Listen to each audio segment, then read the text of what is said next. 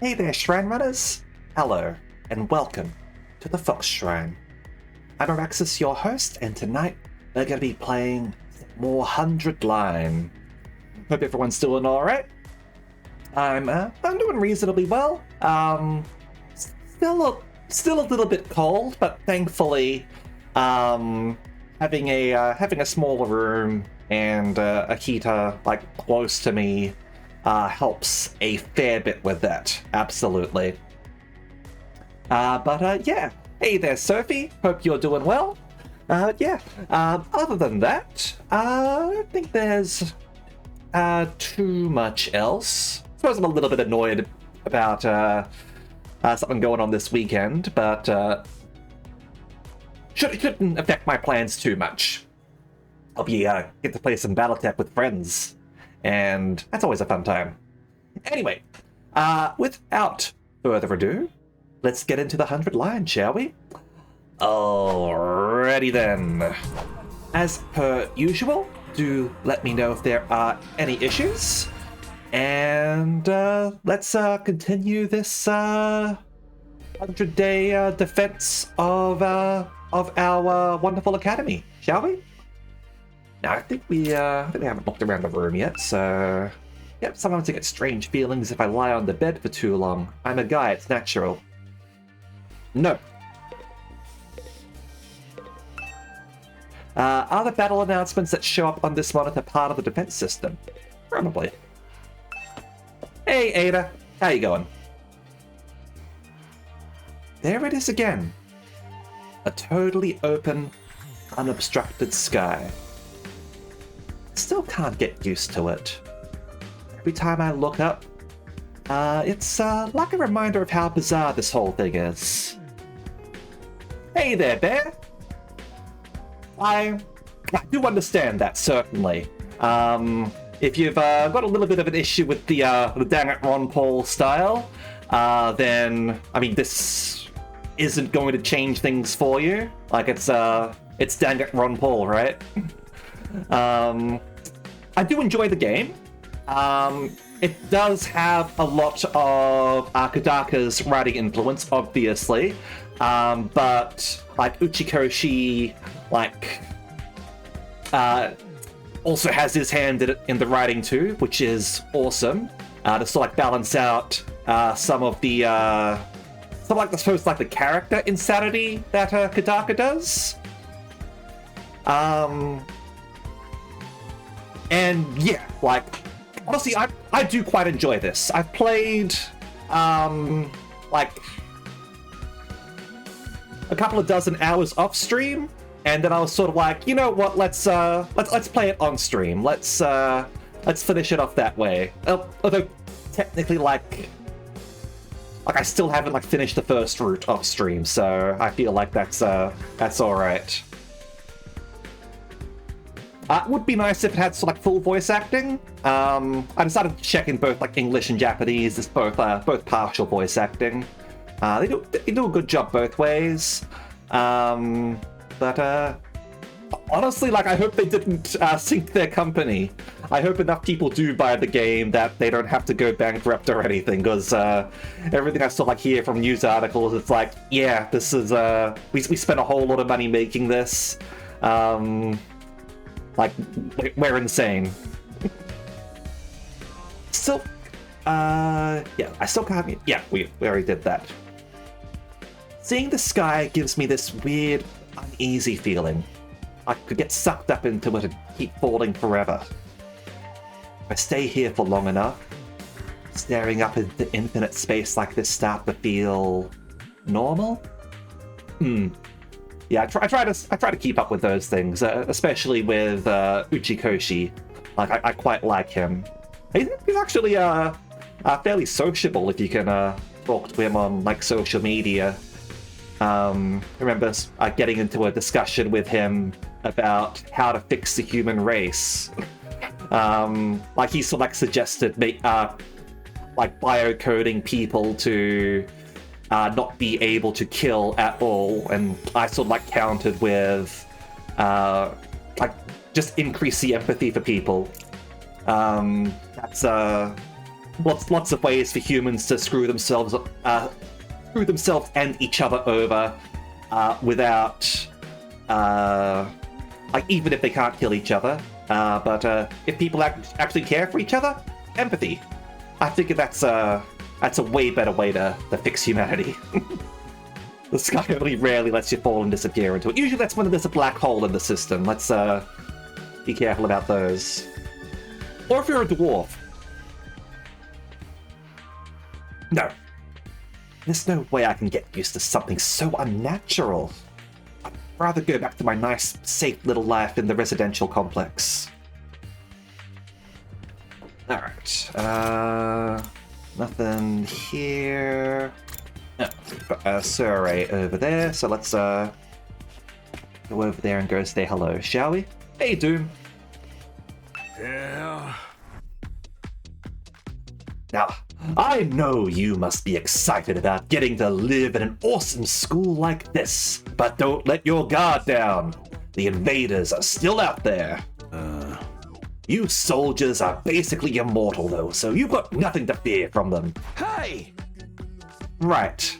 Immortal. What exactly do you mean by that, though? I told you before, didn't I? It's all thanks to our friend Hemo Anima. No matter how serious your injuries are, it'll fix you up good as new. Oh. Of course, you still have to deal with the pain of fatal injuries, so don't get too complacent. Aha! I don't want you getting sloppy out on the battlefield. You gotta fight like your life depends on it every time. This is so crazy. I barely believe all this is really happening. Alright. Cafeteria's over here.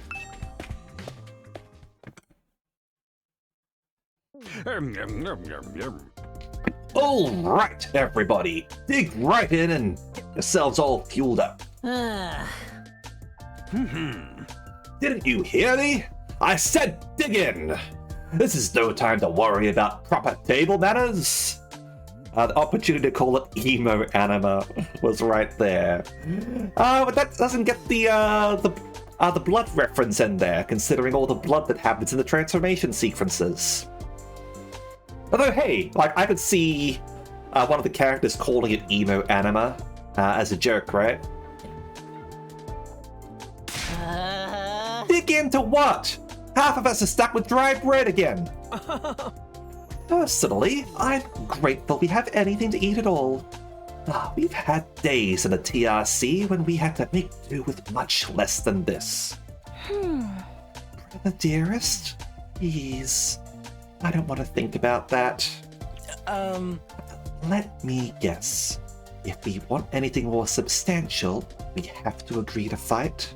In that case, I'll stick with the dry bread. Boring, plain, flavorless dry bread. Suit yourselves. But there's one more thing I need from you. I'd planned to do this on the day you transferred in. I had to push it back because of the enemy attack. What is it this time? Aha! I want you to take a tour of the Last Defense Academy campus. This is your designated tutorial section. After your designated combat tutorial, this is your exploration tutorial. You're going to be living here, so you might as well get to know the place. There are a ton of rooms and facilities you haven't seen yet. Sounds like fun! You got any rooms where the door locks behind you and you have to solve obscure logic puzzles to get out? Make sure everything adds up to the right digital route or something like that.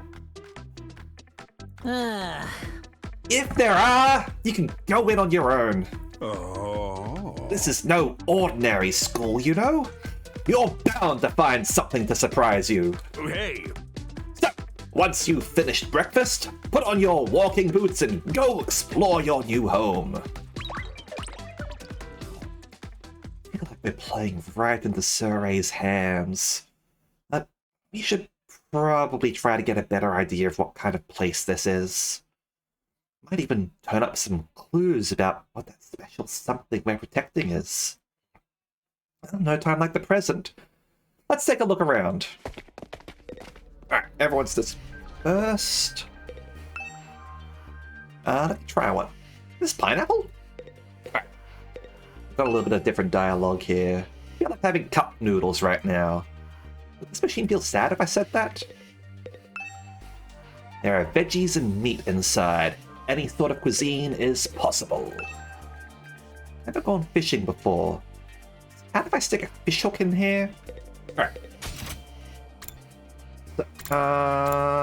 Let's go to the entrance hall first.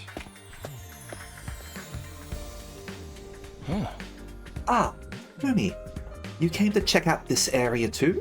Huh? Yeah. What is it? Some kind of entrance hall? Huh. Entrance and exit. Of course, even if we left the school from here, we'd still have to contend with the walls of flame. Jump me like that. You're welcome to leave the school buildings at your own discretion, but there's no real point in doing so. Yeah. Where'd you come from? Oh. As your commanding officer, it's my duty to offer guidance and support wherever and whenever you need it. I can appear anywhere on the school grounds. Oh. How? Even if you make it past the flames, there's just a whole lot of nothing on the other side. Hey. But if you feel like a change of scenery, be my guest. He's gone. How does he move so fast? Don't worry about him. I found something much more interesting. Interesting how? Huh. Those machines over there. Go take a look at them. Can I look around first? There's so much we don't understand. Take this school, for instance. Why is it so different from a regular school? Why make it a school in the first place? Seems unnatural. Yeah, I know what you mean. With all these questions still unanswered, there's no way I can follow Sir Ray's orders. I'm not necessarily saying I'd join the fight if he did tell us everything either. But for all we know, he could just feed us more lies.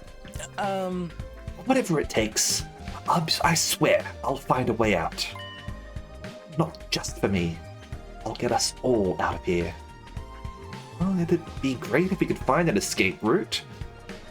Where would we even start looking? Hey, Kuro! How you going? And supposing we could, would running from this fight be the right thing to do?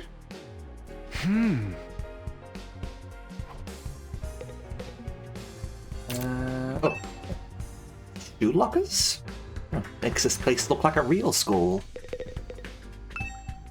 I can go out to the schoolyard from here, but there's no need for that right now. Some kind of reference material. I don't think I need to look at this right now. And yep, so fire extinguishers. So interesting about these. What are they even for? Huh. It seems they're a special model of fire extinguishers. Ooh. Damn. 8 p.m. That's rough. Hopefully you're able to get some good rest tonight, and hopefully they don't make you do that again.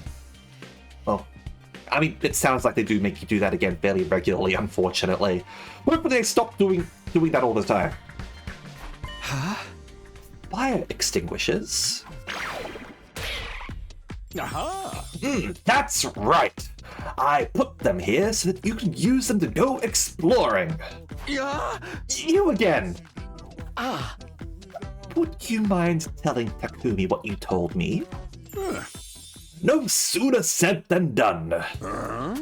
During your stay here, there may be times when you want to wander off school grounds and explore the surrounding area. That's where these fire extinguishers come in.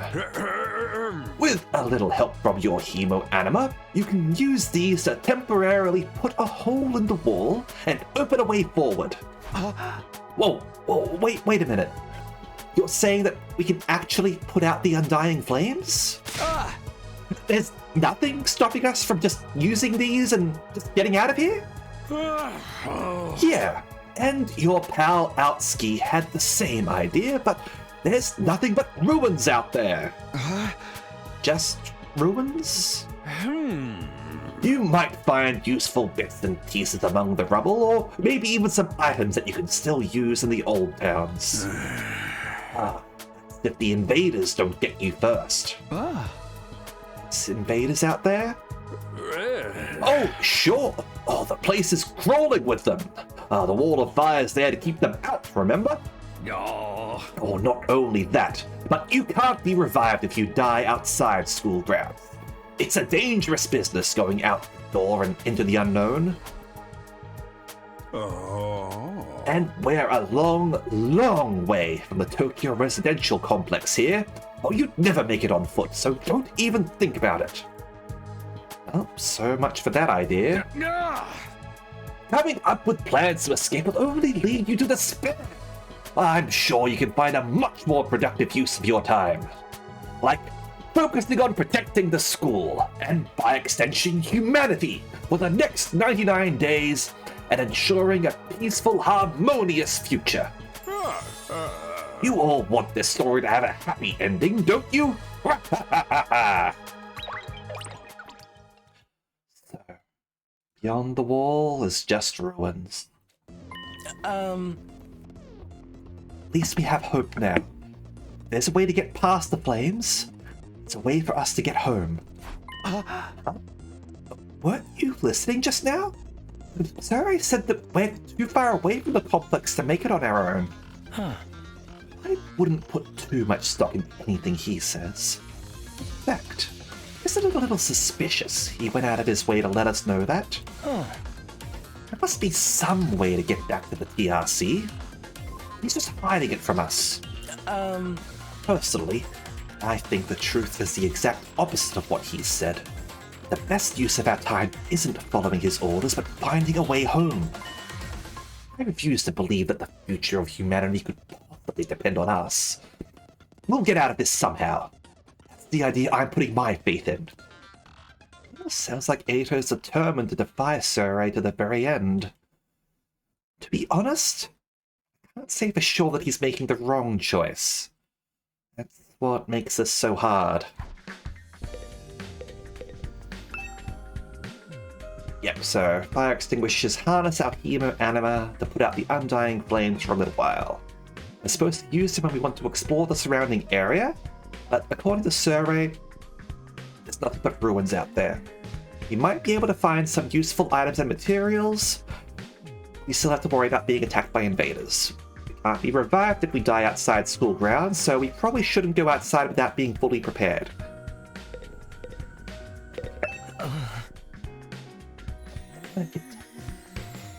Yeah, I'll find a way out.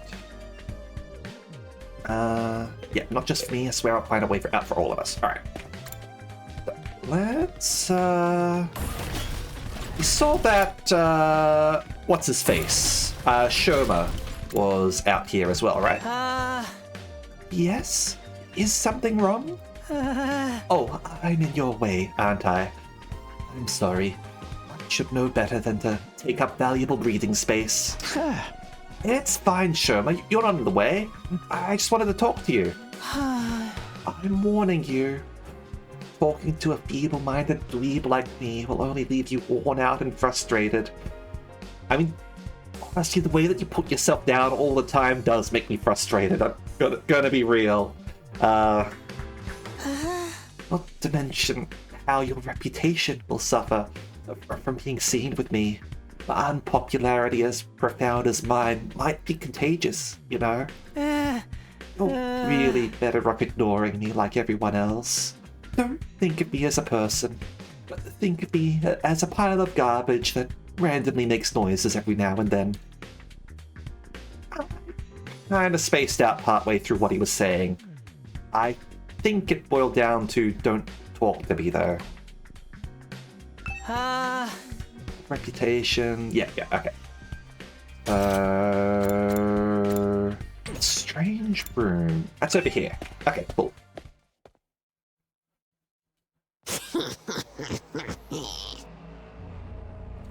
Yeah. What the?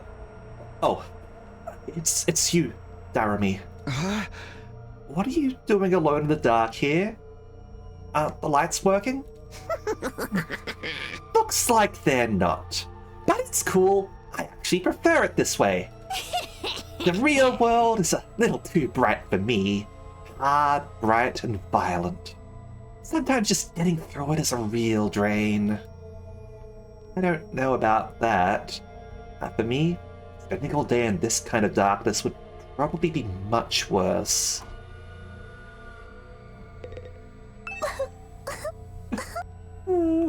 Oh, it's really starting to sink in. Being made immortal is such a tragic fate. Dying to bring everyone together. Dying to provide a moment of gratuitous gore. Dying to finally be free of the pain. All those options have been taken away from me! Sheesh, what gives? If whoever's behind this was going to kidnap us anyway, forcing us into a killing game is the least they could do.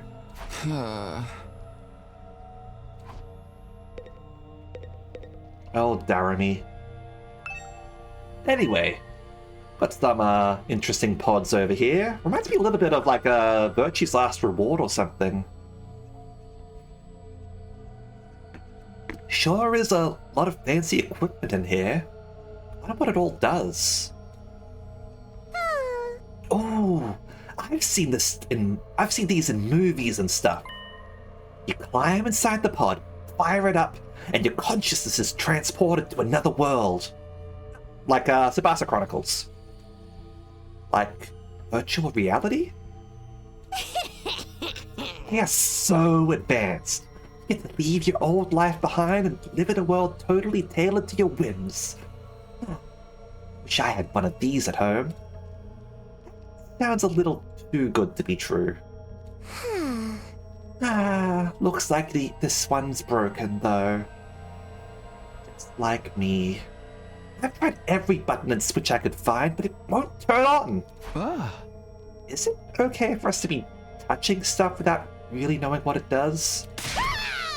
Of course not! I just told you the damn thing's broken, didn't I? Whoa! Why is she so angry all of a sudden? Unless I can get Surrey to fix this, escaping into a perfect fantasy world is going to be just that.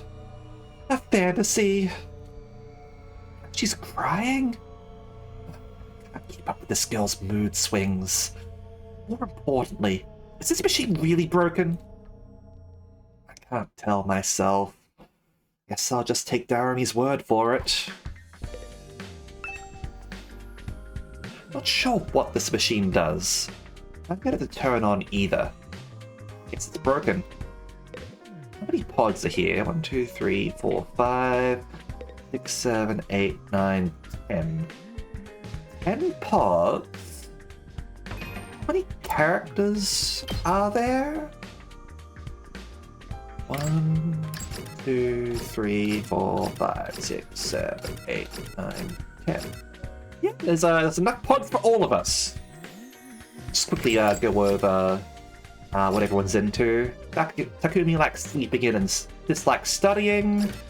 Takamaru likes radio exercises, dislikes subtlety. 192 centimeters, he's a tall boy. Hiroko likes small, cute animals, and dislikes spicy foods and indecisive people. Daramy likes gore, misery porn, and adult games. And dislikes life sims. Eito likes cleaning. He dislikes loud noises and ugly things. Daramy's point about darkness is a mood. Like, she's definitely chuny about it, but sometimes the world truly is too bright for your autistic self. I mean, yeah. Honestly, I also sort of like artificial lighting, I guess. I don't know if it's because I use a computer a lot, but like the sun like reflects poorly off of screens and gets in the way, so I don't like that. But that's why some stores like have like autistic hours, or like hours where like they play the music quieter and like have like dimmer lighting and stuff, so that people like yourself are able to like go in at a time that's convenient. Like I know most stores don't do that. I'm not sure if there's any here that do that, but I have heard about it at least. Tsubasa likes radial engines and dislikes static electricity. Gaku likes cooking. He dislikes poverty and working for free. Never worked for free. Ima likes Kako, his dear sister dearest, and dislikes anything that hurts his dear sister. I think we could have guessed that one. Noise cancelling headphones are awesome. Kako likes complex flavors, dislikes anything that hurts Ima. Okay, so she's very much ciscon, but she's less brocon in return, I guess, given that she actually has likes outside of her brother. Shoma likes dark, damp places, dislikes convenience stores at night. Look how small he is! 116 centimeters, or 4 feet.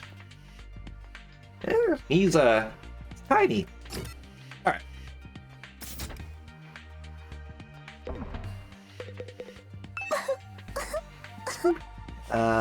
Yeah. Yeah, okay. We've talked to you about that. Oh, got a few people here. Alright, so let's...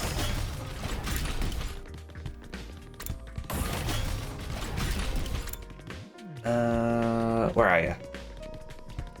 I go the wrong way. Here we are. Huh? Hello again, Mr. Sumino. Do you have a moment? Huh? Sure. What's up? I'm sure you'll think this is a stupid question, but you're from the Tokyo residential complex too, aren't you? Well, yeah. Obviously. Yeah. Of course. It's the same for everyone else. Until a few days ago, we were all living there. But isn't it strange none of us have ever met before? Apart from me and my dear brother. Huh? I don't know. It seems natural enough to me. I mean, the complex is a big place. I see. It doesn't bother you at all. What was all that about? Those two just keep getting weirder. Now, I wonder if this is hinting at, like, parallel, like, Tokyo complexes or something like that. Like, I don't know how big the Tokyo complex is, but, like, we're all, like, school age. Some people here, like, seem to be wearing school uniforms. How many schools can you have in, like, a post-apocalypse, like, fallout shelter or whatever it is?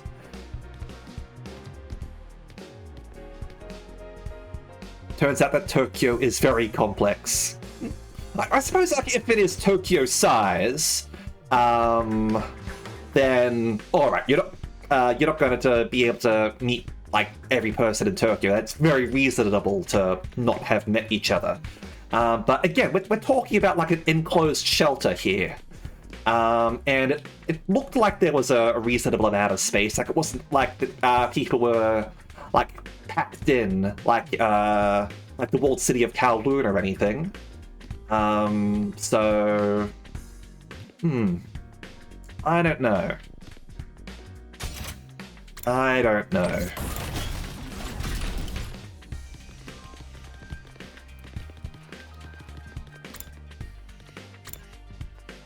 I can say I don't actually know the answer to that question. As I said, like, I have played part of the game before, but I don't have the answer to that question. This room. It said training room on the door, but looks more like a video game arcade. How are we supposed to train in here? Looks like something from an old video game arcade. How are we supposed to train with this? So, upgrade class weapon. And manual. Explains how the machine for the training room work. Did Takamaru even read this? Game console chassis. Can we really use this for combat training? It's like something out of a video game arcade. Yeah, okay. Monitors are everywhere. Okay. Takamaru? Hey, Takumi! You've been checking out this place too, right? Yeah, a little. Oh, more I see of it, less I like it. I was in charge of the decor here. There ain't a shred of class in the whole damn school. Oh, where's the leopard print sofas, the hot pink drapes, the gilded doorknobs? Is that so much to ask? Alright, yeah, he's very much into like very tacky, like Yakuza style finery, I guess, in quotation marks. Is that his ideal of class? Alright, VR training machine. There lived around 35,000 people in the Kowloon walled city. Oh, it was I think it was like the most densely populated, like place in the world at one point. So, like, yeah, they fit a lot of people in there. But that's what I'm sort of like saying about the Tokyo residential complex. People didn't seem to be densely packed in there. Like, the fallout shelter that we went to had no people in it.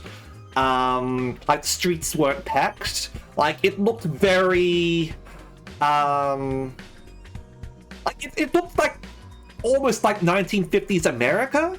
Like, romanticized 1950s America. With, like, picket fences, like lots of space, like low population density. So, that's something to consider. Who knows? We'll find out more later, I guess. All these machines just look like arcade games to me. Remarkable, sir. You picked out the best one in the house. You clearly have impeccable taste. I found the Time Crisis cabinet? What? Stop jumping out at me like that. This is the Academy state-of-the-art VR training machine. I mean, using your actual muscles and getting all sweaty is just so last century, am I right? That's why we developed these machines to help you hone your skills using just your neural impulses and our cutting-edge technology. I don't get it. Will playing a game really help us? Your hemo anima gets stronger the more you use it. Just like your muscles, your brain, and your baloney pony. You should consider dropping by to train when you're off duty. You could even get some friends together for a group session. Hey! Just keep it in your pants when there's ladies present, okay? Hey! What's in my pants is none of your business, you little pervert. You get back here. VR training. got to admit, I am kind of curious about it. Maybe I'll give it a try later. I'll try it now. These VR training machines can be used to hone our battle skills, apparently. I think a game really make us stronger. Maybe I'll give it a try later. Okay. Yeah. Who's in charge? Yeah. Okay. Well, out of here. So, let's head upstairs. No one's here. Alright. Well, let's head here. Alright.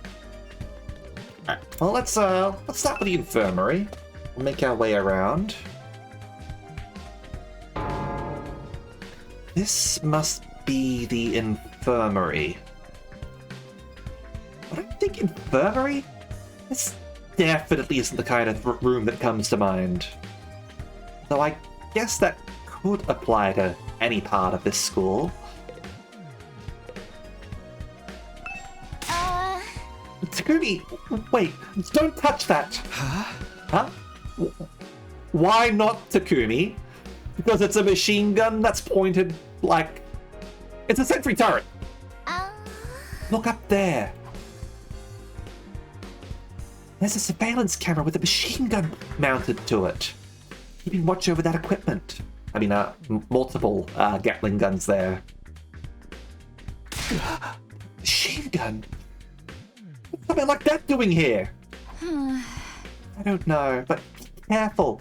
Try not to do anything that might set it off. Right. Guessing that's... I wonder what this machine does. I'll get a closer look at it right now, though. Not with that gun right above it. Let's stay out of that, shall we? Even if we are immortal, it still hurts. The instruction manual here describes how the corpse recovery drones of the Revive-O-Matic work. It says the drones are only effective on school grounds. They can't recover bodies outside the wall of fire. Also, the bodies still have to be fresh, in other words, recently dead, for the Revive-O-Matic to work on them. From the sound of it, if someone died outside the wall, by the time we got them back, it'd be too late. Okay, Tsubasa, I know you've already made your thoughts on this clear, but are you sure you don't want to fight alongside the rest of us? Huh? No. Absolutely not. Just thinking about it makes me feel like I'm gonna... What's wrong? Let's just say I'm, not suited for combat. Like, on a physiological level. Sorry. Physiological? What's she even talking about? I mean, she's got stomach problems. It's like IBS, but the other end. Does this have something to do with how she always starts looking queasy when we talk about fighting? Corpse recovery drone. Yeah, close-up of that. Definitely a lot more impressive from this perspective versus the perspective we saw in the battles. Like, you definitely see how large they are, because obviously they need to be able to carry a person. This machine...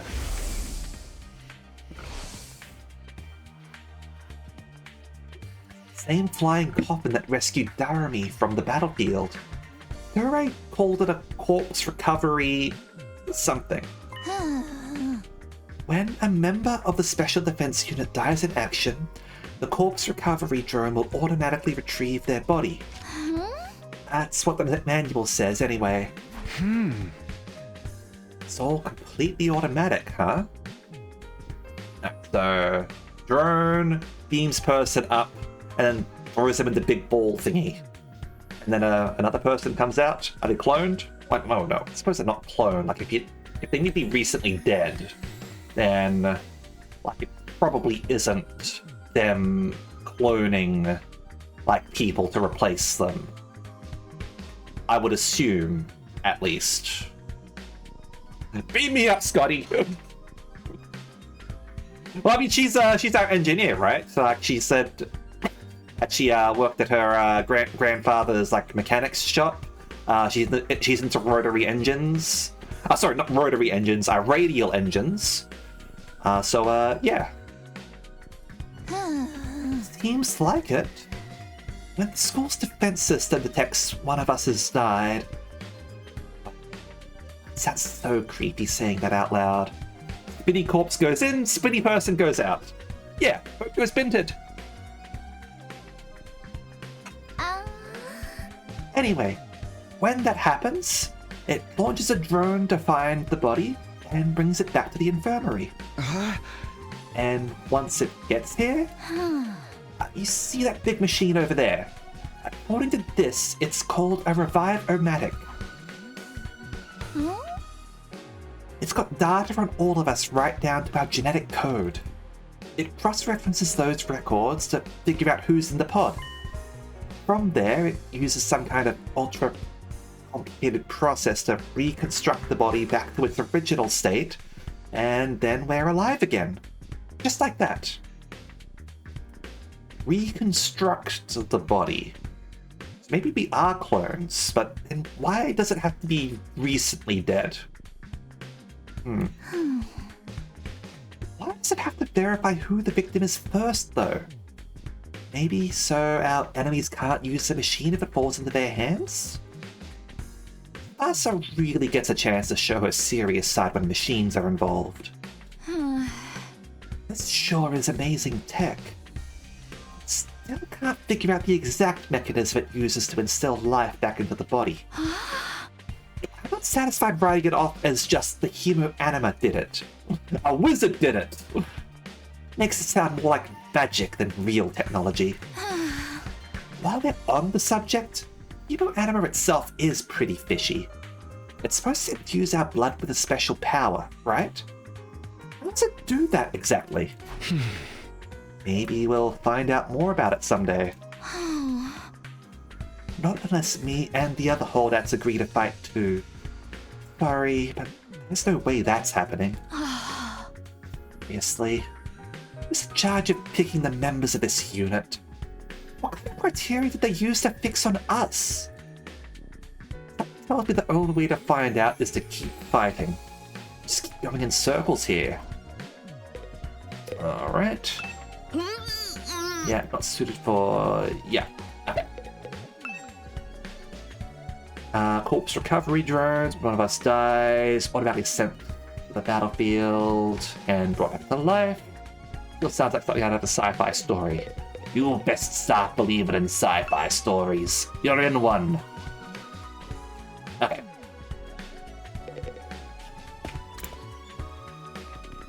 Let's go around this way, see if we can find... what was it? Gaku out here?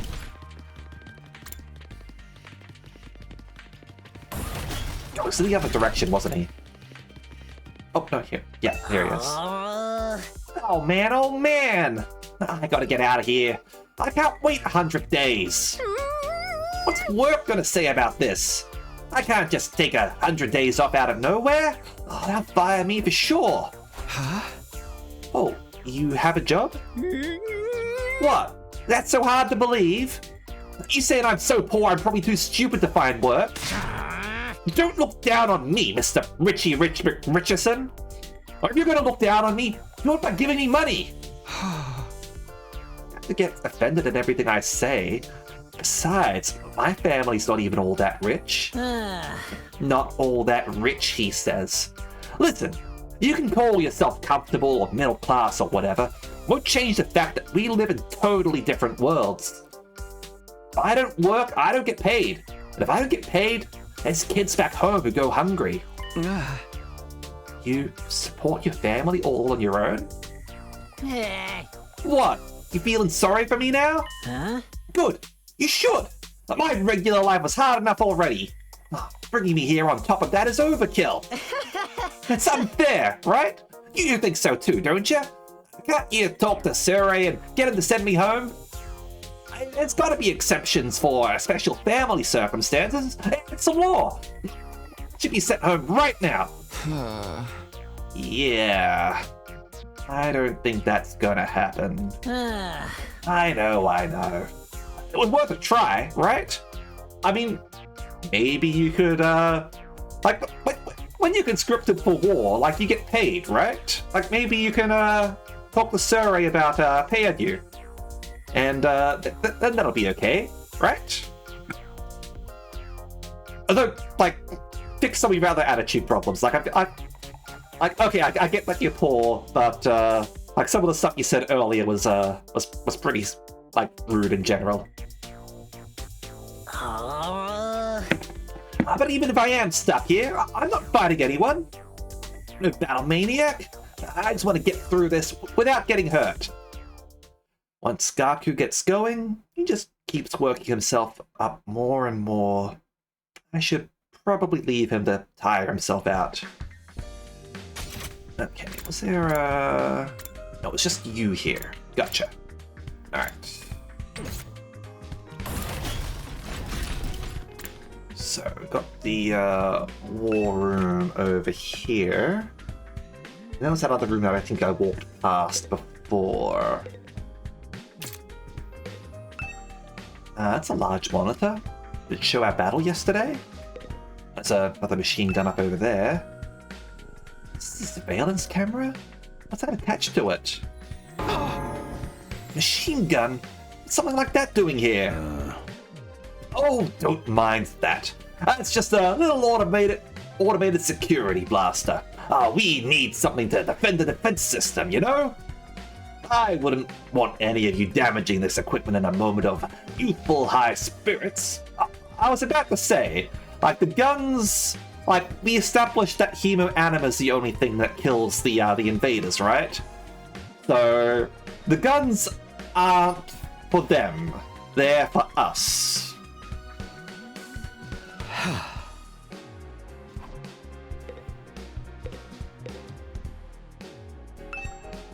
Huh? This smaller computer here for? Does it do anything special? That contains electronic copies of the manuals for different equipment and facilities around the school. It's so convenient to have it all in one place, don't you think? Yeah.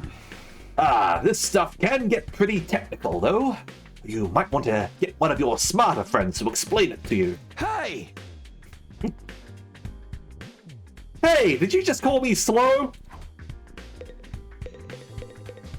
Now let's talk with Surrey, and then we'll look at that big one over there. Oh. Hey there, Sumino. How's your exploration of the campus going? If you need help or advice with anything, feel free to let me know. Yeah. Don't think of me as your commanding officer. Think of me as your friend. A friend who commands respect and dictates your every move, but in a fun way. He's got some nerve acting friendly after forcing us into this messed up situation. Which side is he on anyway? Does he care about saving humanity like he says, or does he have some kind of ulterior motive?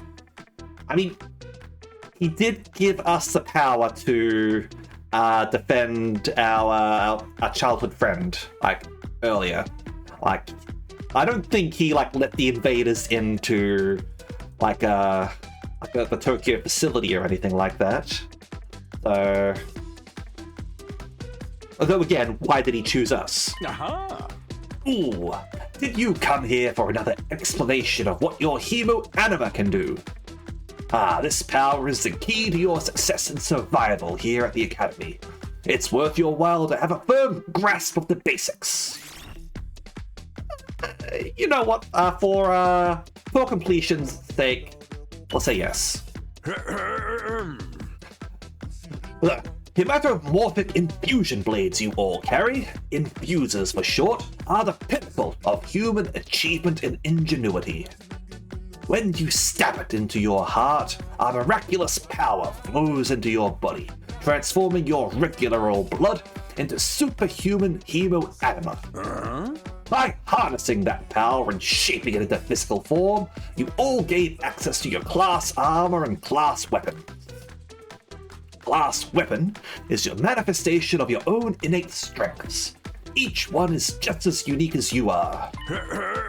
Activating your Hemo Anima for the first time should also have unlocked your specialist skills. These are additional abilities with a wide array of applications. Learning to use them strategically will make you better fighters than ever. Ah. Okay, but how does it do all that? What's the actual process behind?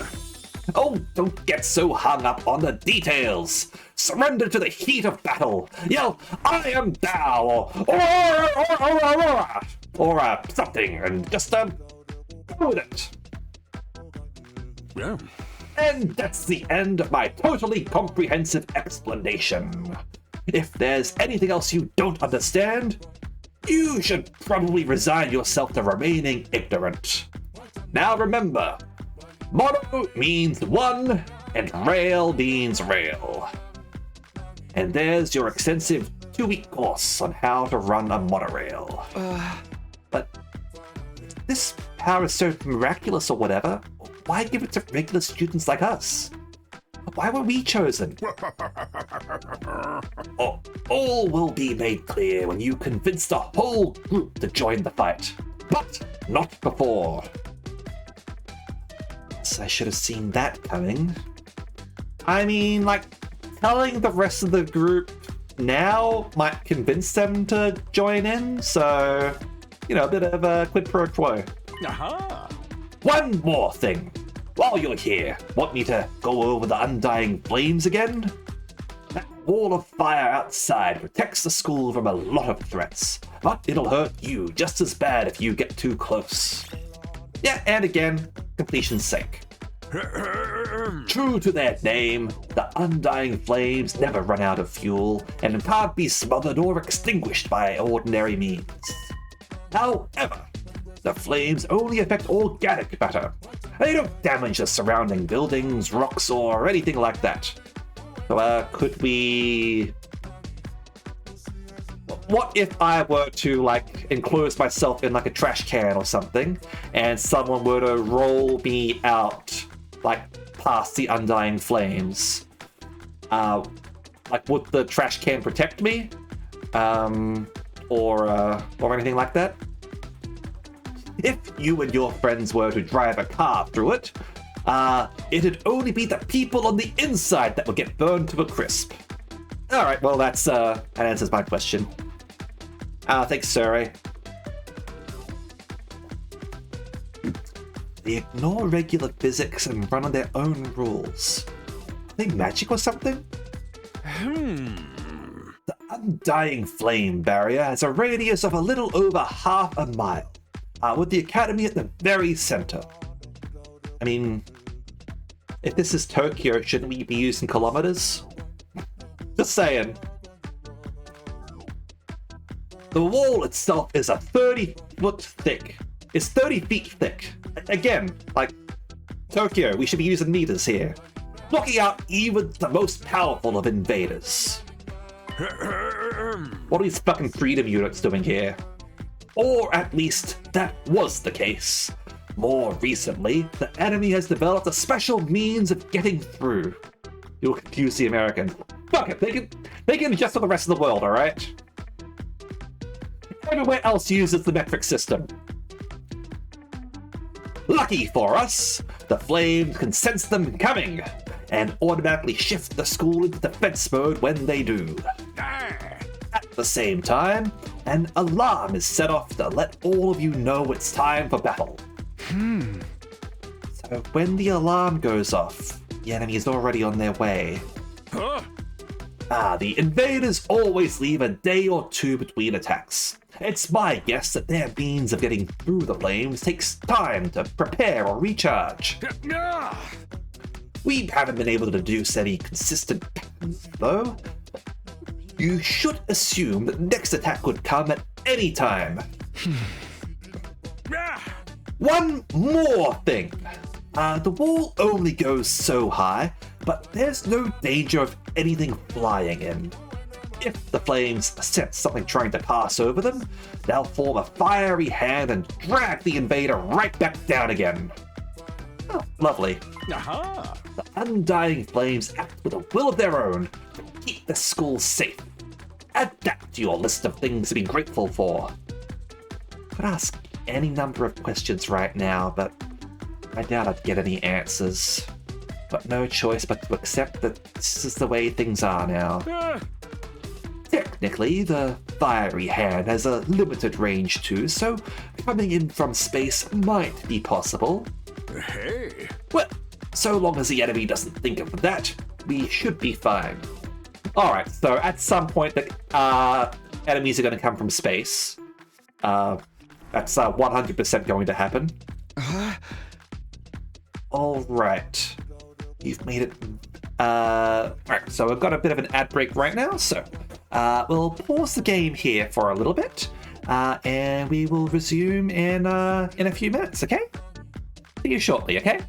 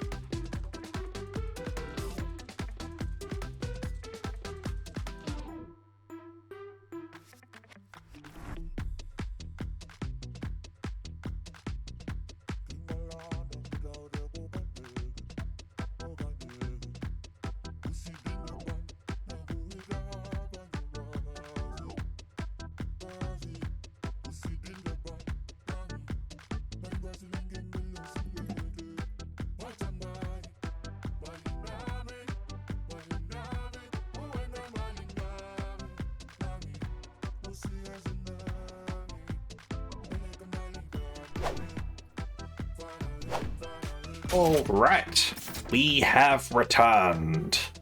Let's get back to exploring the school, shall we?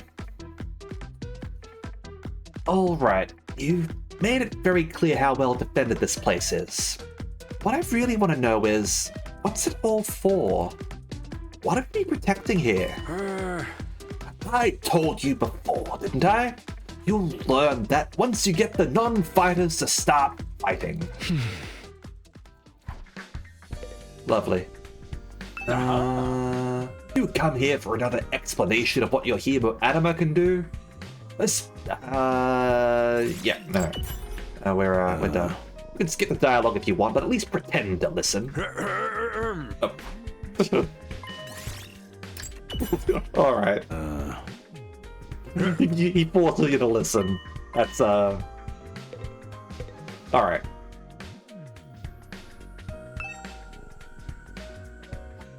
What's this machine here? It looks important. Got your it's your RGB fan for your a gigantic tower. That controls the school's central defense system. It's the core of the entire Last Defense Academy experience. Yeah.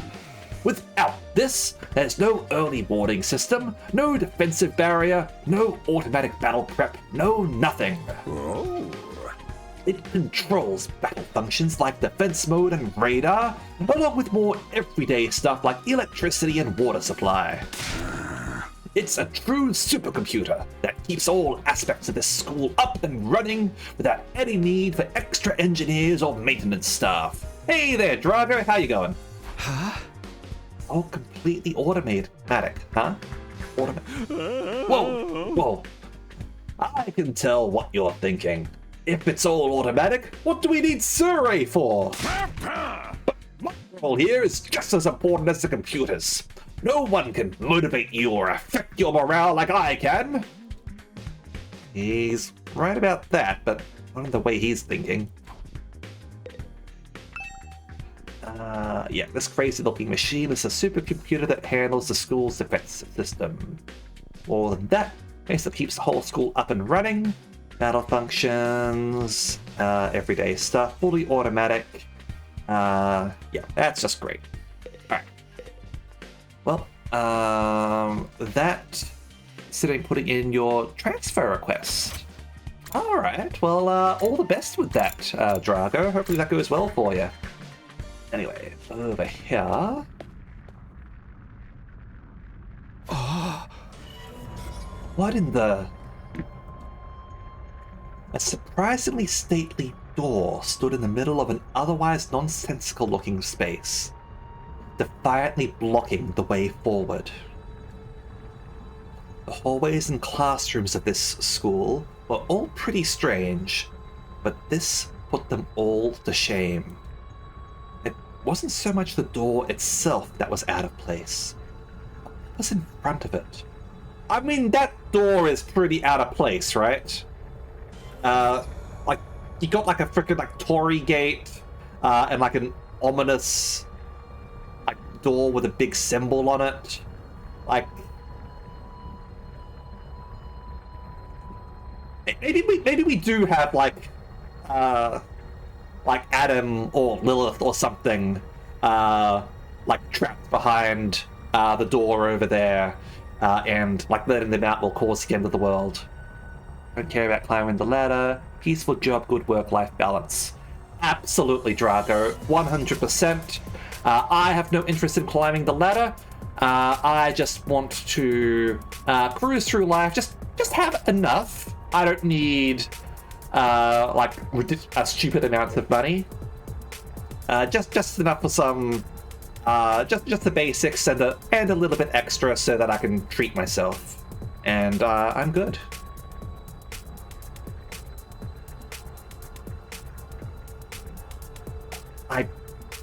What's the point of like working stupid hard and not being able to enjoy your life?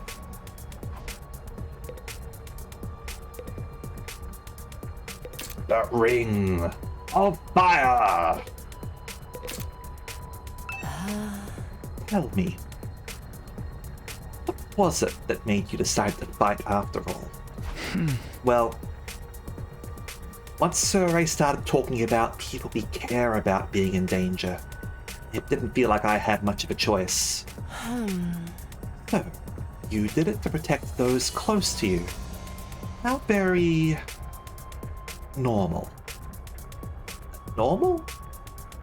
Yeah, I guess so. ah, How about you, Hiroko? We're not talking about me here. But it was okay for her to ask me. Maybe I should try a different approach. ha, Then, can you tell me how you got so strong? You're clearly on a whole different level compared to the rest of us. It's nothing so remarkable, really. With things as they are now, I'd prefer not to talk about it. huh? What do you mean, with things as they are now? I said I don't want to talk about it. She shut me down again. Hard work getting anything out of this girl. Probably shouldn't press her any further. I don't want to end up on her bad side. Press her. Thought we were done talking here. Please don't waste my time. Alright. This door looks pretty solid. More importantly, need fire in front of it. They're undying flames. What, sir? But why are they here, inside the school? To stop anyone from opening this door, I imagine. It's that important, then... Yes. Whatever's behind this door is the thing we're fighting to protect from the invaders. Right behind this door is something that could wipe out humanity in the wrong hands. I don't know what it is. Do you think we'll ever find out? We could try breaking down the door ourselves, but that may prove difficult. Convincing the others to join the fight so Surrey will tell us the truth seems like a more efficient choice to me. I don't think convincing them will be that easy. Kind of decision is something they have to come to on their own. You're still thinking like a civilian. You need to toughen up. We'll end up in the worst possible scenario. Huh? What do you mean? Let's just say it's in everyone's best interest to get the others onto the battlefield with the rest of us. By any means necessary. Sounds like she has something in mind already. She wouldn't force them to fight against their will, would she?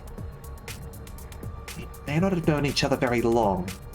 I can definitely imagine Hiroko taking a hardline approach with anyone who refuses to do as she says. There's something about her that radiates authority, leaving no room for argument.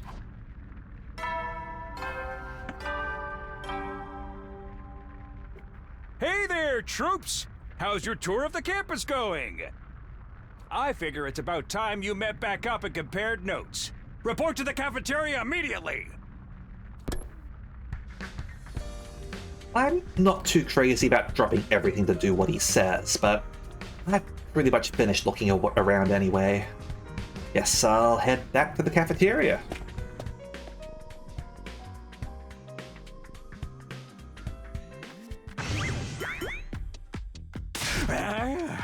So, what did you think? Have you fallen in love with the place yet? Is it so wonderful that you want to spend the rest of your lives here? No way would feel that good about it. I mean, apparently the beds are pretty comfortable, and like the food's really good from the Ration-O-Matic. I mean, give me a computer with internet access and high quality specs, and I'd be pretty comfy. It sounds like we don't have contact with the outside world. That part sucks, but I've said this before. I'm pretty introverted. When we got locked down for a few months due to COVID, that was some of the best time of my life. And when I did jury duty, where again, like we I basically had to like report for jury duty constantly. Everyone else was getting like quite antsy after a few weeks, and I was like, nah, this is great. Like we got to do an important service. We get free food. You get compensated quite nicely actually here versus American jury duty. This is great. Like, make me a professional juror. I can do it. Well, if you don't like it, just tough it out. 100 days isn't all that long, and there's more important things at stake than your personal comfort. Why even ask us if you're ultimately going to discount our opinions? You may have noted some features that aren't available yet, but don't worry. All part of my roadmap of staggered content releases. Do you also have DLC? Do you have a season pass, perhaps? Do you intend to nickel and dime us while we are at this academy? I'll reveal more of the school's facilities little by little, so you'll always have something new to look forward to and motivate you going forward. Be more specific. Exactly how do you intend for us to spend our time here when we're not fighting? Oh, right. We are a school, after all. You're probably expecting some kind of curriculum and a proper schedule. But we don't have one here. Surprise! Oh, what? No schedule? Meh. Unless there's an invader attack like the one yesterday, you're free to spend your time however you see fit. Ah, we don't go. So we don't got good classes or nothing? Oh, shit, man. Oh, you should have led with that. Don't tell me you're actually buying into this. Oh, it's not like we can leave. Might as well make the most of it while we're here. I think it's too early to say that there's no way for us to leave. Oh, if you want to find a way out so bad, do it yourself. Oh, we're just gonna chicken out and run away from the fight anyway, right? Now, settle down. I hate to see friends fighting. It's your fault that we're all so on edge. You've all been raised in different environments and had different life experiences. So naturally, you all have your own values, your own priorities. Each one of you is as unique as a snowflake, and that's okay. We're all about diversity here. A little difference of opinion now and then is inevitable. Again, your fault that we even need to have this discussion. Yeah. Having said all that, no matter what your feelings on the matter, all of you are going to have to fight the invaders sooner or later. Sorry if I sound like a broken record, but this war will decide the fate of humanity itself. Abstaining is not an option. While this school stands, there's still every chance of a bright future. But if the school falls, so does mankind.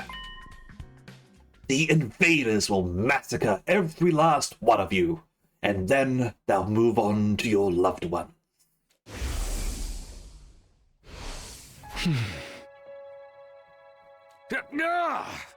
Each one of you has something in your life worth fighting for. It only makes sense for you to work together to keep all of them safe. I can't have you wasting time or energy on pesky moral dilemmas. Clear your minds and banish all doubt from your hearts. Humanity's last line of defense against the invaders, you are about to become the very embodiment of hope. Hope? You've got to be kidding me. This is more like despair. Hey! Oh? You're forcing us to participate in this war without telling us the whole story behind it.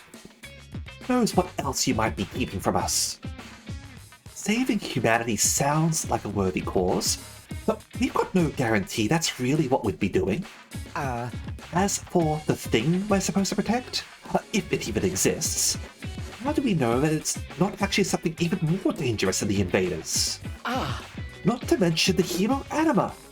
You know next to nothing about this weird power, and you want us to pump our bodies full of it?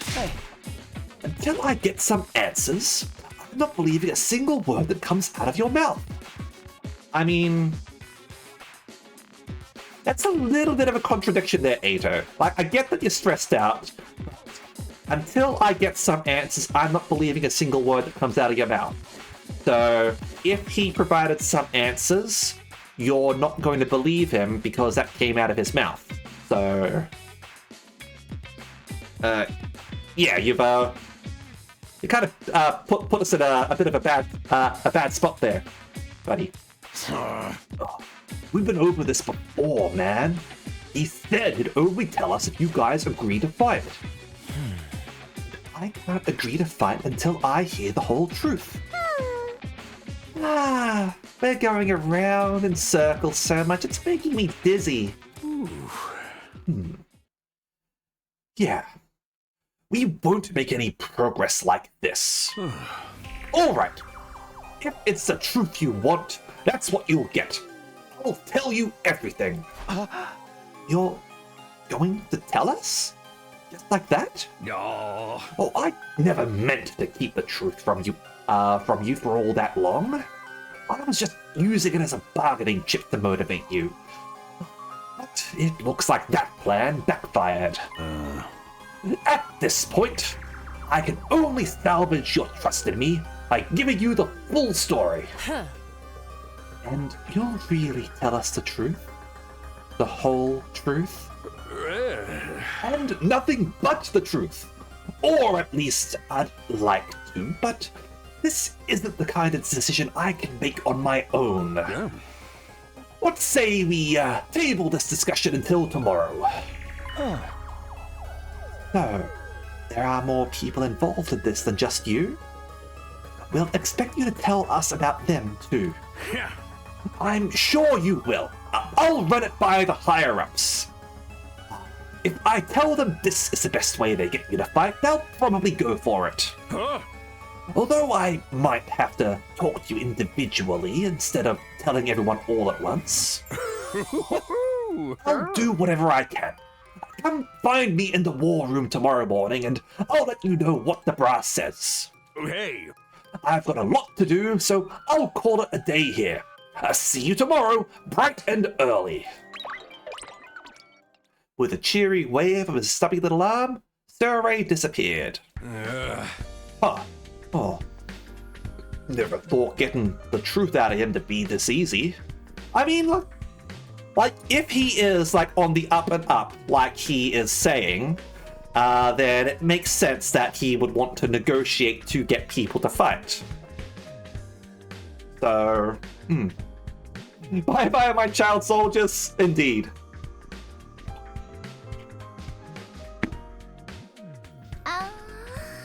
He still has to discuss it with the people in charge, right?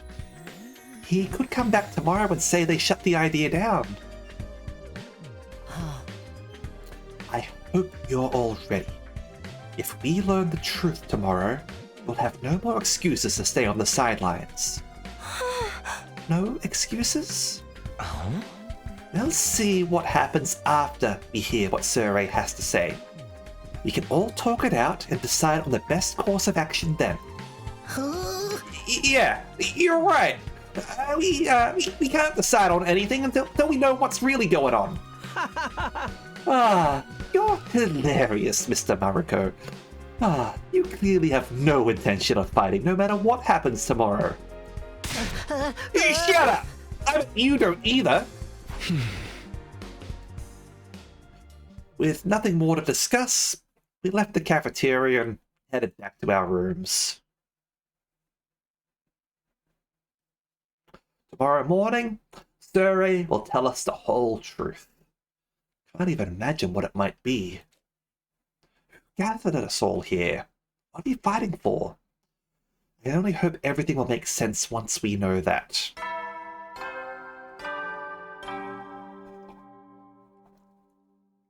At ease, soldiers. It's time to hit the hay. You never know when the invaders might attack, so rest up while you still can. Well then, good night.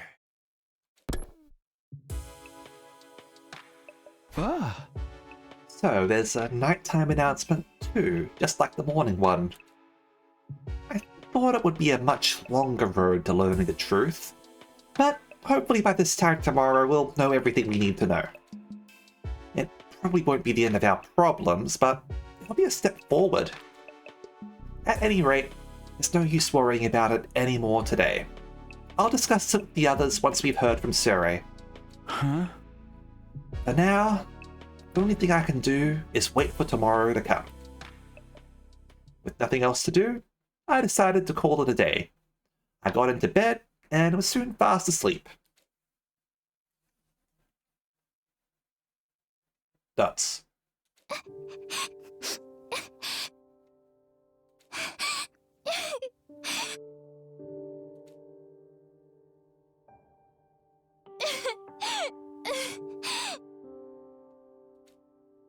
Come on. Don't cry. If you keep crying like that, your daddy will get sad too. And he won't be able to go to heaven.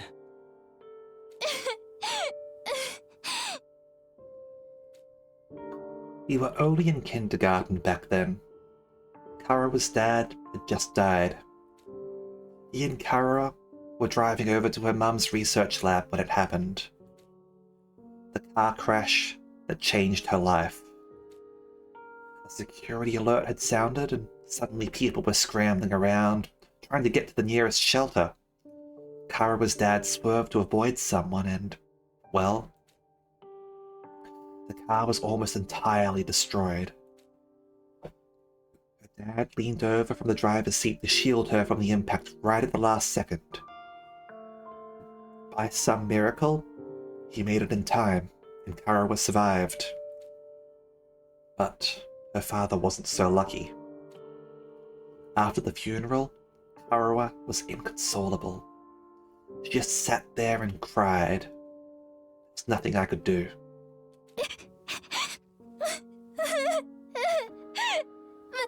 My daddy's gone. I'll never see him again.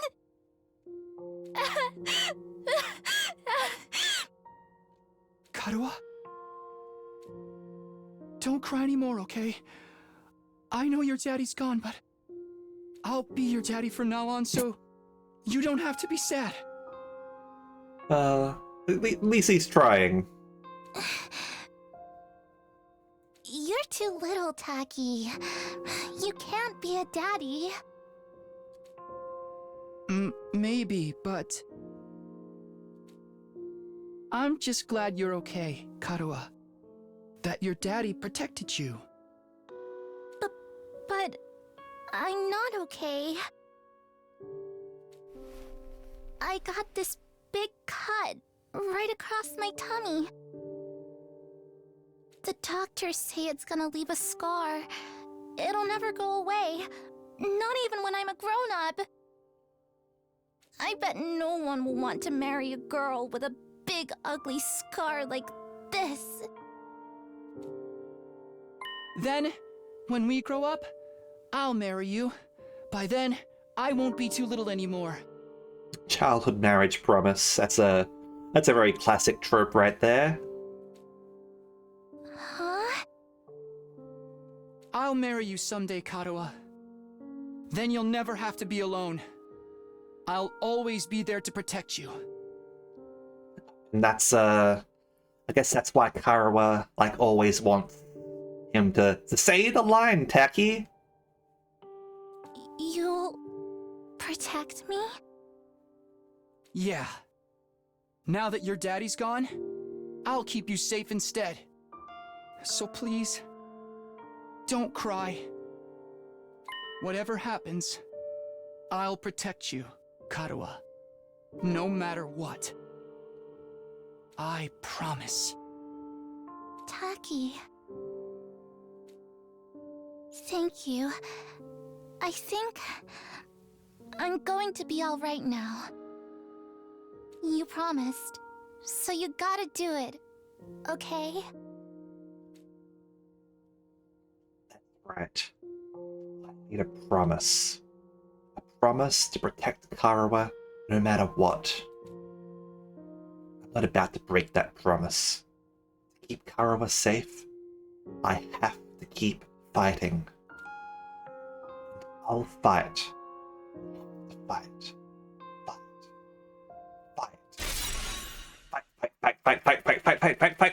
Fight! What? Warg! It's an orc warg on the march! I jolted upright in bed, throwing off the covers in a panic. My whole body was drenched in sweat, and my heart was racing like I'd just woken up from a nightmare. No, not a nightmare. A memory. A childhood memory of Karawa and me. I'd totally forgotten about that time. Why did I dream about it all of a sudden? I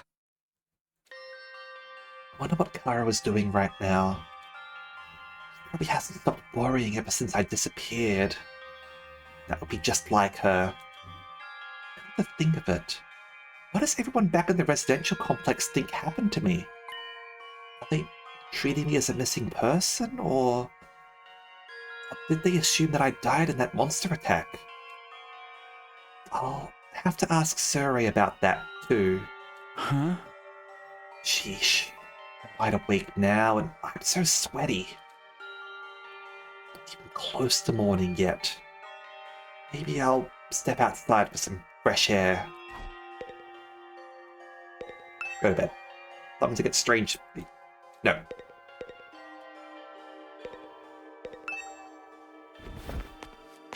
I got out of bed and slowly made my way towards the door. Along the way, I happened to catch a glimpse of myself in the mirror.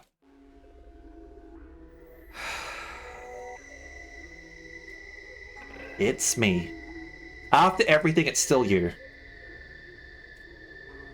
In spite of everything, I'm still me, right? Well, we're not doing the genocide route, so... It's the same face I see in the mirror every morning. But somehow, something about it seems wrong. I don't know how to describe it. It's like this reflection doesn't feel like me anymore. What if this is a side effect from using hemoanima? Who are you? I'm Takumi Sumino. Aren't I? Maybe we're all clones. Maybe that's what those pods were. Maybe they cloned us all, and we're all clones of the original, like Takumi and Darami and all that. Maybe we're all clones. What am I doing? This is stupid.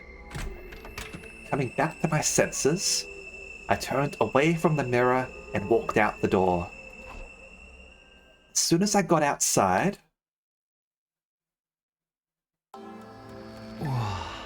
Why did you drop an Undertale reference? Because we were looking in the mirror. And I was like, after everything, like, you're still you, right? That's what it made me think of.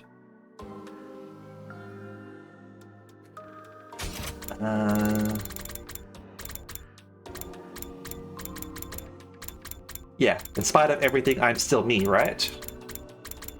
That just reminded me of Undertale. The scene that greeted me took my breath away. I've heard of those. They're stars, right? The night sky far above my head was now dotted with countless glimmering pinpricks of light.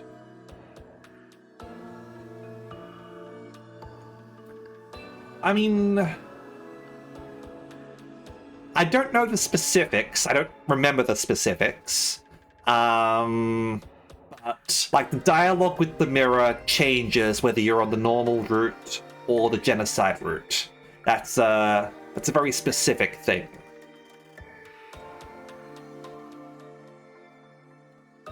Because it gets a little bit meta. The vastness, the endlessness of it all was almost terrifying. But in a way, it was beautiful too. It inspired a sense of awe in me, never felt before. I wonder what Karawa would say if she saw this. As I stood there wondering, my gaze was drawn to a different, larger light in the sky. It looks so close. Is that another planet? At least there aren't two moons in the sky to make things really weird for us. No, Not a planet. A different kind of celestial body. I'm sure I've read about it once. A big chunk of rock orbiting the Earth, visible to the naked eye. What's it called again? It's on the tip of my tongue. Is that... Huh? All of a sudden, I felt like I wasn't alone. I spun around to see who was there. Gah! You're on fire! Who? You're on fire! No, not quite. It wasn't a person. More like a burning, flickering apparition in the shape of a young man. A fire with a mind of its own. Not just any fire either. They were undying flames. What the?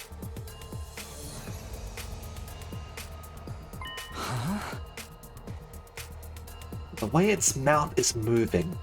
Is it talking? I can't hear a thing though. What is it? What are you trying to tell me? The thing seemed to hear me okay, but my questions seemed to upset it. A look of profound sorrow passed over its fiery features. The next moment, it disappeared into thin air.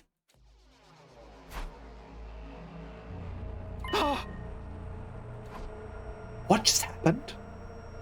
What was that? Tell me, was that a ghost? Ghost or not, it had definitely been trying to communicate with me. But what was it trying to say? And why? Vainly trying to comprehend what I'd seen and what it all meant, I just stood there, dumbfounded. It was a while before I could even bring myself to move from that spot. Yep, another mystery. That's both Kodaka and Uchikoshi right there. Throwing in mysteries on us. Uh-oh, Shaggy! In the end, I didn't get a wink of sleep the rest of the night. I just sat in bed, waiting for the morning announcement. Day 3.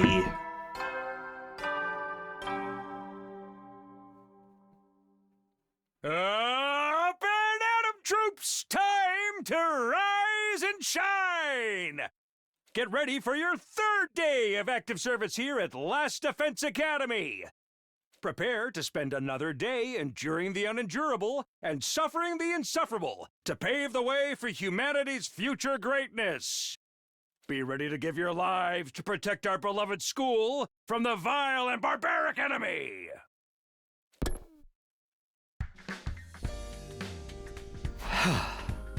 Morning's finally here. Should I tell everyone about what I saw last night? Yes? Will they believe me? I'm not sure I even believe it really happened. I might just write it off as a dream or say I'm going crazy. But I'll think about that later. Today's the day Surrey is going to tell us the truth. I can decide what to do about that ghost boy afterwards. We were supposed to meet up in the war room, right? I guess we'll go to the war room first and then Brekkie. I feel like lazy. Yeah, okay. Oh, hello. Good morning, Takumi. Did you sleep well? I'm afraid I had a rather restless night. Oh, did you see the ghost as well? What's wrong? Are you feeling okay? Just a little queasy. My body doesn't deal with change very well. Being in a new place, so many new sights and sounds, it takes some getting used to. I should be fine though, given enough time. Doesn't look fine. Hope being here won't make his anime syndrome act up yet anymore. Yep. Anyone else? No, just go there. Alright.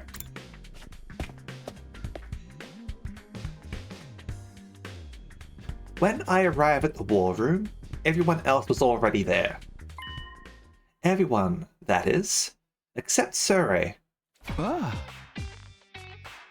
Huh. He's certainly taking his time. You think he's still discussing things with the people in charge? Maybe it's taking longer to convince them than he thought. Ugh. He should have told us that. I got up early for nothing. Ugh. Oh, if that's really it. Ain't a lot of point in us waiting around here. Yes. I'm sure Surrey will summon us again when he's ready to talk. Oh. When the time comes, we'll have to gather here again. Until then, we can probably spend our time as we see fit. Wow. You actually get some free time? And here I thought we were in for a long and involved lore dump. I was looking forward to it all night long. I guess I'll just rest my head in my dear sister's lap and go back to sleep now. Joke like that in front of other people, brother dearest. After that, the little meeting in the war room broke up, with all of us going back to our rooms.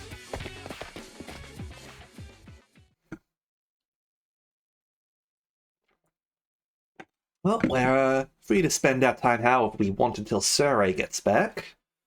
What exactly should I do while I'm waiting, though?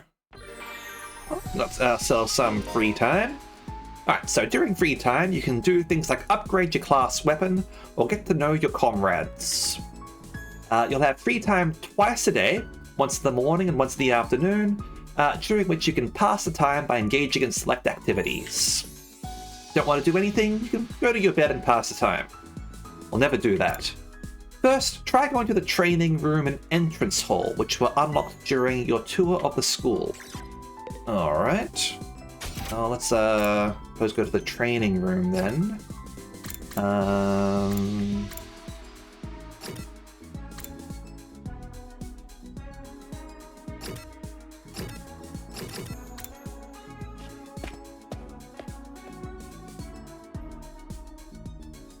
VR machine. Apparently we can use this to train in a virtual space.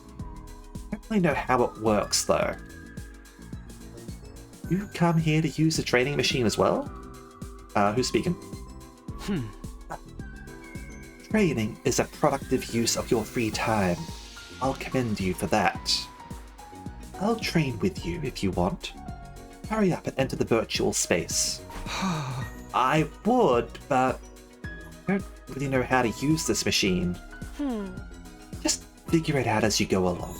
You'll get used to it soon enough. Pressured by Hiroko, I reluctantly placed the headset over my eyes.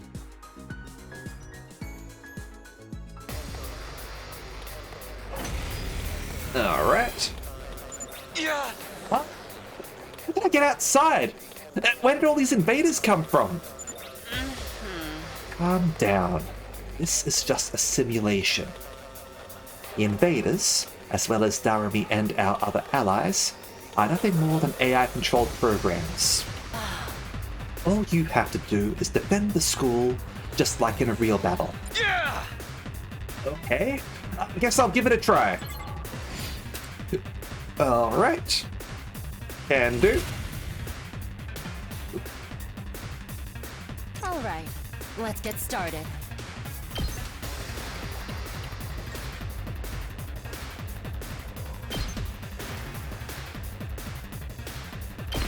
Out of my way. Time to move. Go with Die. this. Oh, and satisfied. All right, let's get started. And I'll chop you to pieces. she gets nicely Broken powered so up like soon. that.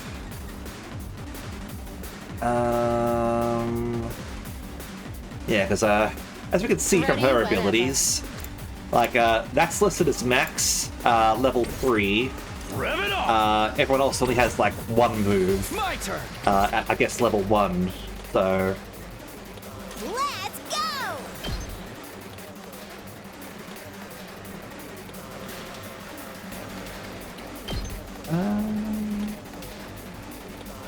might be good. Let's freaking go!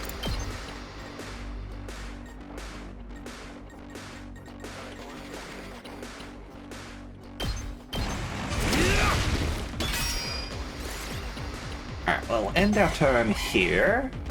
Got a few people coming in. They're fine.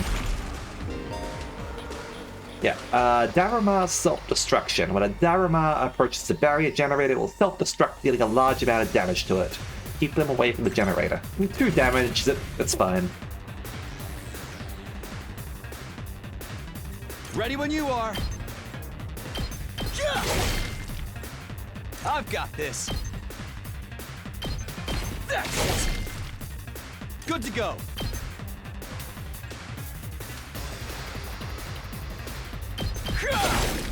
Got it. My turn. Hey. Oh, Out of my way. How unsatisfying. All right, let's get started. just make your way down the line. So soon. Ready whenever. I'll chop you to pieces. How unsatisfying.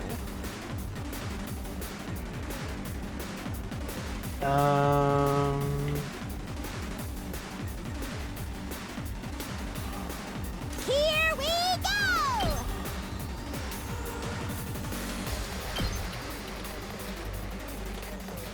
I can't quite reach there.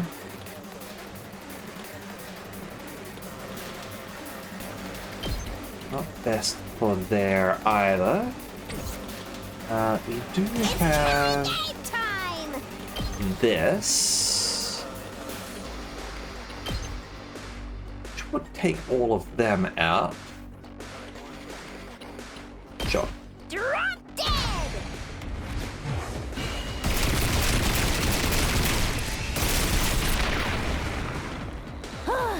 Boring. And Rev it up!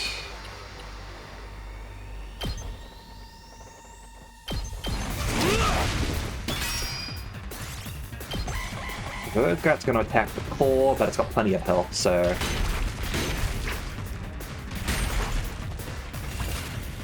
That's fine. Let's freaking go! And... you can just motorbike them. Well done.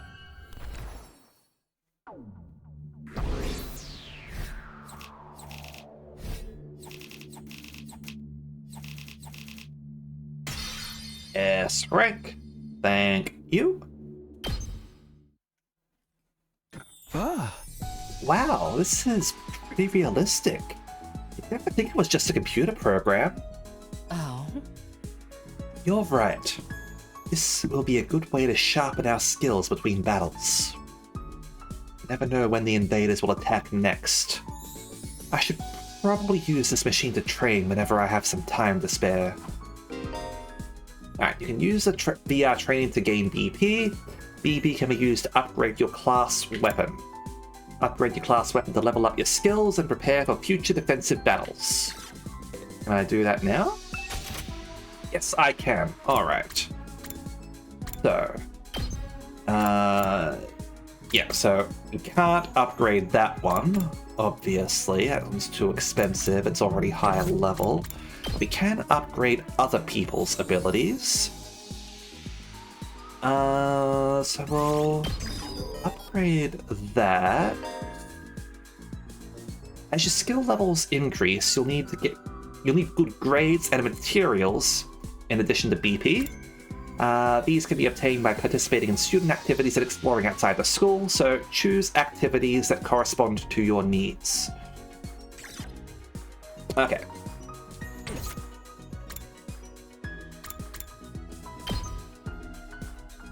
I'm going to... Okay, can't upgrade those because we need better grades. We need gym for that. And linguistics for that. And you need linguistics as well. So I probably want to get some linguistics, I guess. You have time to gallivant around school like this. You have time to train. The weak are the first to die on the battlefield.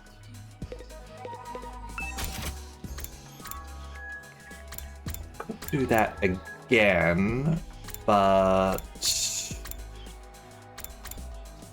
like I don't have anything to spend it on yet. I don't like reading manuals. Alright.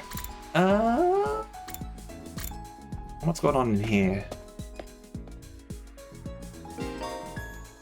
Characters will spend time as they please inside the school. You can engage in student activities with characters that have a symbol over their head. But also use the map to check where characters are. Yeah. So that'll be important. What will become of us now? Yeah. Where the hell are you? Are you lurking outside the door?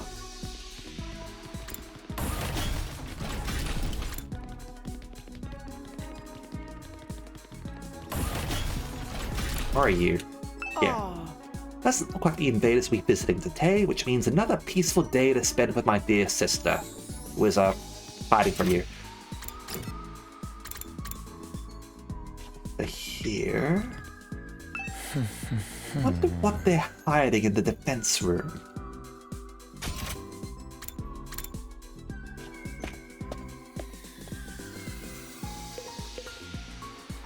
Wow!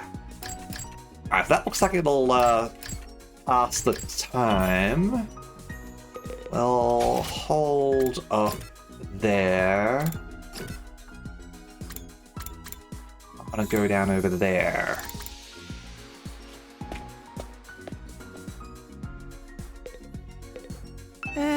So, what's going to happen to us now? Over here. What comes next for us? I'm so scared. Hey, what happened to us now? We'll be fine, right? I'm gonna make it through this, right? Alright, let's head here. Yo, Takumi! If you have some free time, wanna go exploring with me? We can use the fire extinguisher to open a hole in the wall of fire, and we can get out there and bust some heads. Huh? I'd like to go out with you, but wouldn't it be dangerous with just the two of us? It's teeming with invaders out there. Hey, if it'll make you feel better, we can invite more people to come along. I'll ask Hiroko and Darumi. Alright, you can select the maximum of 3 people to bring exploring. Cannot select characters that are dimmed out. Alright, well, let's head out now. Go hurry up. Okay, I feel sick. Not now. No way. Rain check. Sorry. Please ignore me. Alright. Well, let's go and... Yep. So, BP and plants up from Takamaru. Plants and textiles up from Hiroko. And textiles and minerals from Darumi. Did you miss Brekkie? Technically, we didn't have it. Like, we went to the command room, and Sarai wasn't there. So now we've got, like, free time.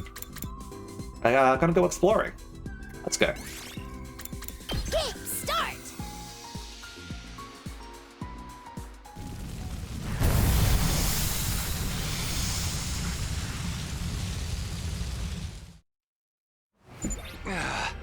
So this is the outside world. It's just as Sarai said. Nothing but ruins out here. All I can see is city wreckage and debris. Oh, I guess he wasn't lying about not being able to return to the TRC. What can we even do out here? Hey! Hey man, Turn that frown upside down. We're already out here, so might as well try looking for something we can use. Exploring will allow you collect BP and materials. Yeah, it's possible you might have missed it, but there's like a fire extinguisher at the front of the school, like at the entrance, that you can use to temporarily douse the undying flames to go past it. So yeah, there's a fire extinguisher there. Surrey told us about it. Select a step card from your hand and move the corresponding number of spaces. It's a board game! There are several types of spaces. Ethereal spaces allow you to obtain the materials shown on the icon. Battle spaces start a battle. Question mark spaces will cause different events to occur. The color of the space implies the amount of risk and reward. So purple is best, then gold, then blue. Alright. There are other spaces with their own unique effects, so try to land on anything that catches your eye. Alright, well, yeah, there's some spaces down here. Let's go.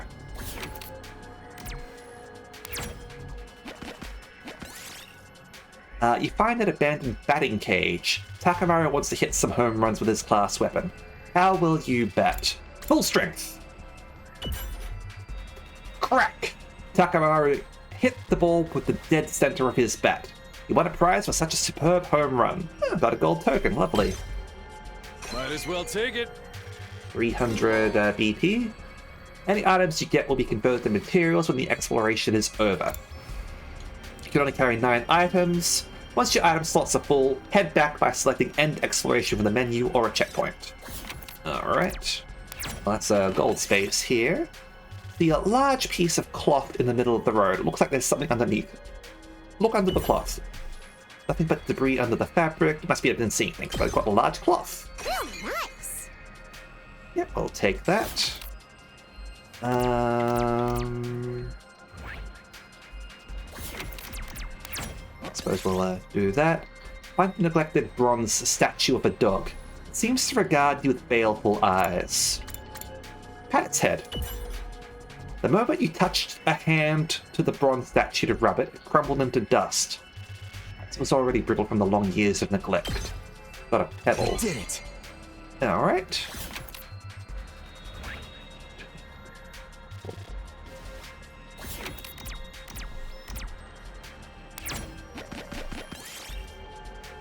Strange seeds are falling from the sky. Catch them. Nice catch. Maybe usable as crafting material. Got a spinning I'll seed. take this.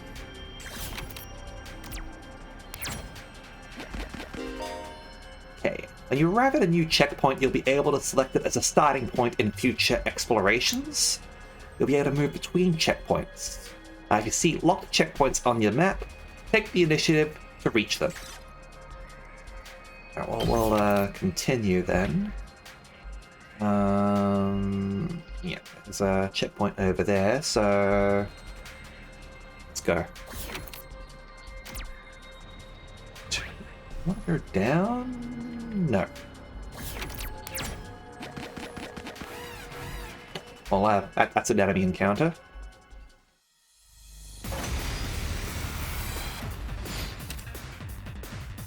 Alright.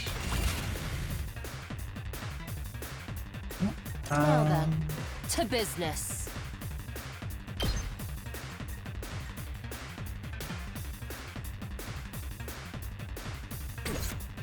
Here we go.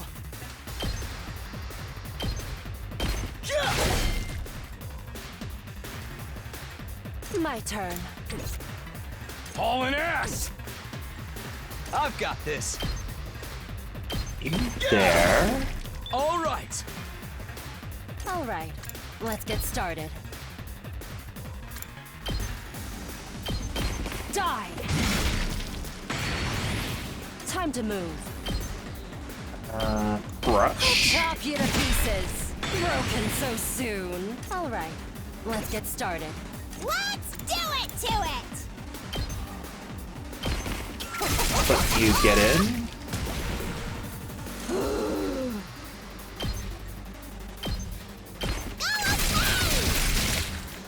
There we go. Easy as pie. Might as well take it. Okay, got a barely working motor. Let's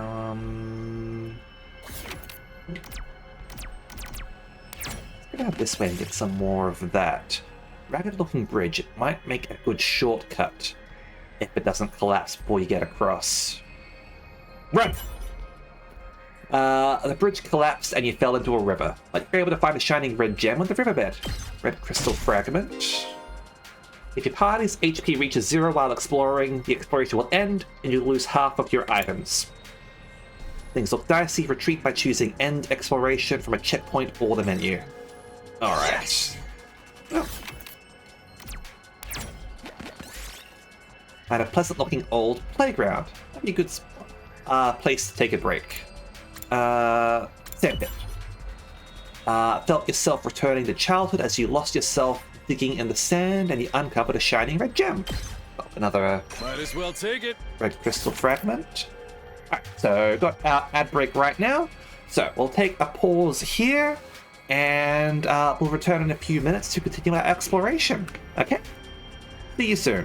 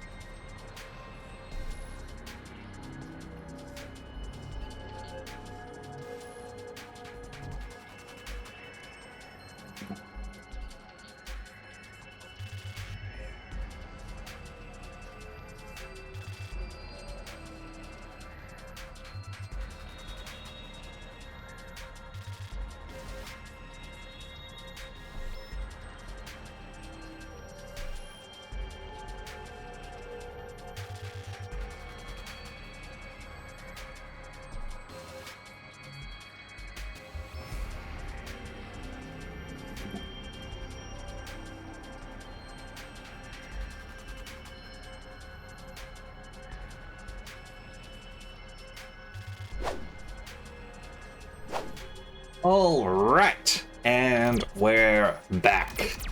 Let's continue our exploration efforts, shall we? For the school! A large foul-smelling plant. Flower blocks your path. Maybe it's a rare material. Oh, is this that stinky plant, the other Titan one? Let's take the flower. I managed to pluck the giant flower. However, the stench turned everyone's stomachs and they all vomited on the spot. I think the Rafflesia is the name of it. Might have multiple names actually. Let me just double check.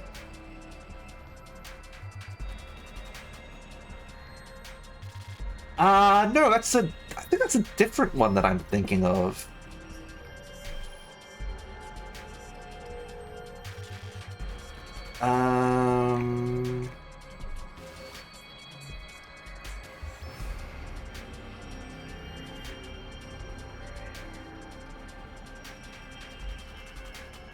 I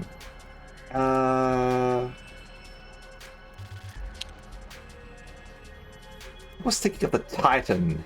Yeah, I was thinking of the other Titan Arum. That's a different stinky flower that I'm a bit more familiar with. The Titan Arum. Alright, but Mega Rafflesia is also a big stinky flower. Interesting that there's two different stinky flowers. Ooh, that one's a fancy one. Okay.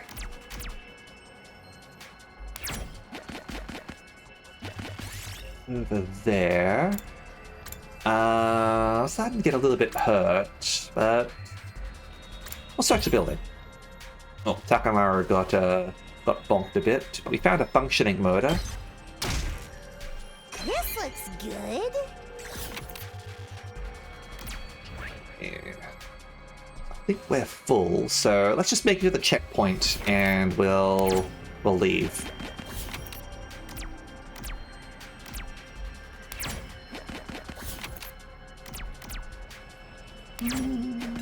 I'll get a good one.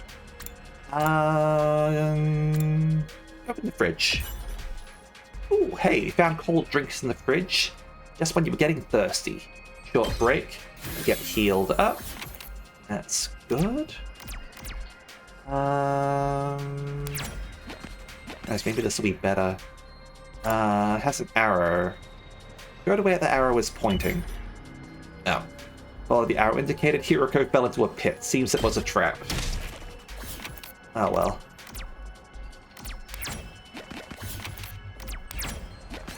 Grab this. Pull the curtains open. And red crystal fragment for the treasure chest. I'll take this. I will toss out the seed.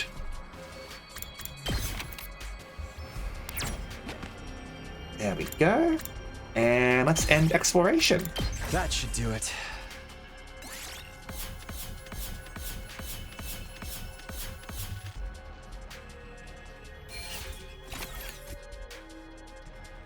There we go. Resources obtained.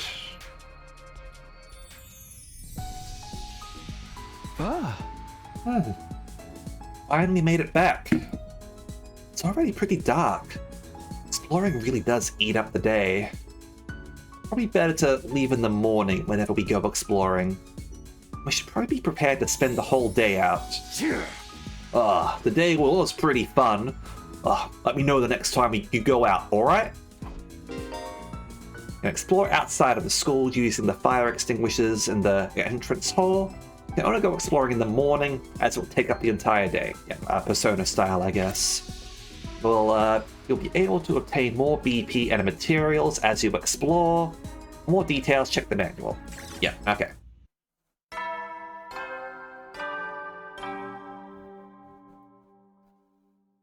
At ease, soldiers. It's time to hit the hay. You never know when the invaders might attack, so rest up while you still can. Well then, good night. The day came to an end without any word from Surrey. Is he really having that much trouble getting permission to tell us what's going on? Why are the people in charge so determined to keep us in the dark? But we're bound to hear something tomorrow, right?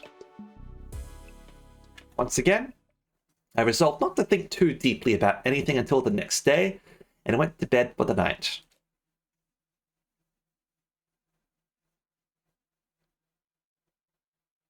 Day 4. Up and Atom troops! Time to rise and shine! Get ready for your 4th day of active service here at Last Defense Academy! Prepare to spend another day enduring the unendurable and suffering the insufferable to pave the way for humanity's future greatness. Be ready to give your lives to protect our beloved school from the vile and barbaric enemy!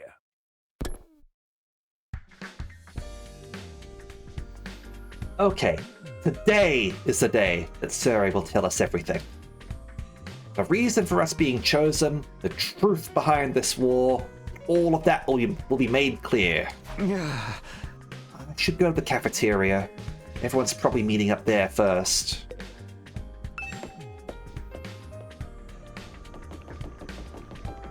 No one's up here? Alright, let's go to the cafeteria then. There's Bricky, Drago. Huh? But where's Surrey? I'm afraid there's no sign of him today either. Oh. It's over 24 hours since any of us have laid eyes on that adorable little tyrant. Is he still talking things over with the people in charge? He could have at least told us he was going to need more time. Oh, where's he at right now anyway? Ain't anyone seen him? Oh, not me. I haven't seen him since the day before yesterday. Maybe he's in one of the locked off classrooms? He's probably fine. I mean, he looks same as always in the morning and nighttime announcements. I'm pretty sure those are recorded, Miss Amamiya. He always says the exact same thing in the exact same way. Yeah, that makes sense.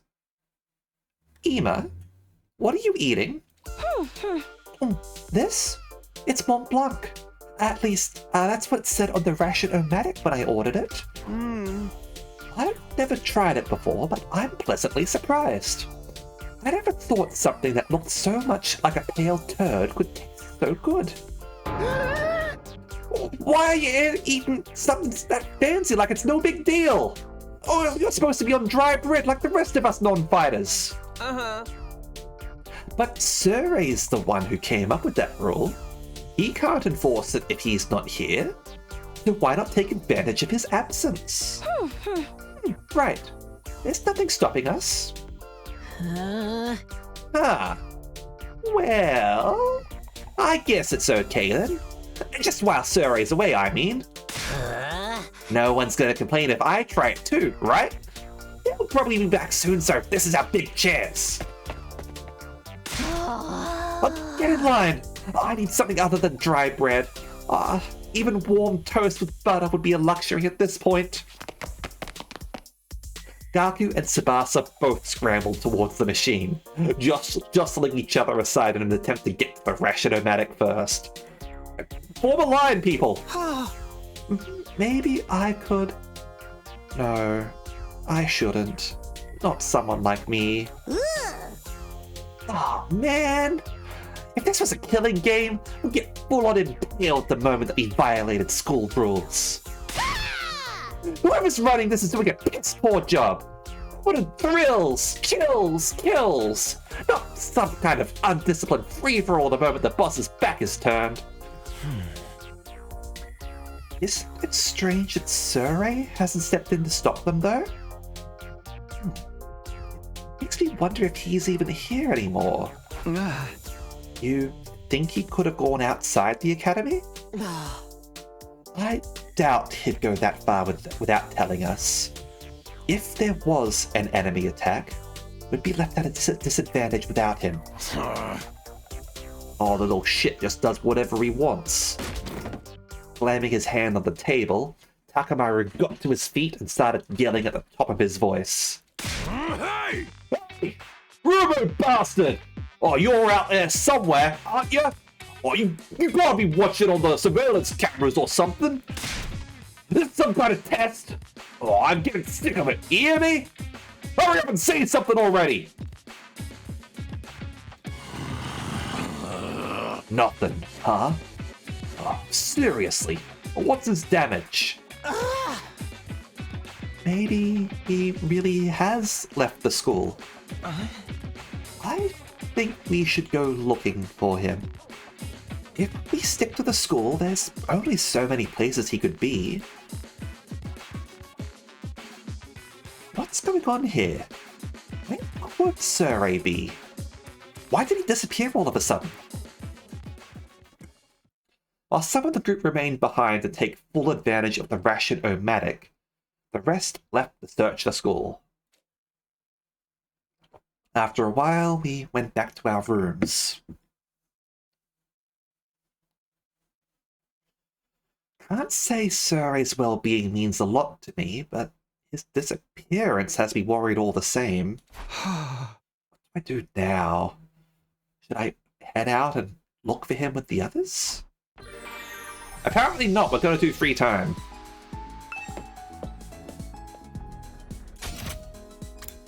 Alright. So you're over here. Do you have any different dialogue, or wonder why Surrey disappeared? I wonder why indeed.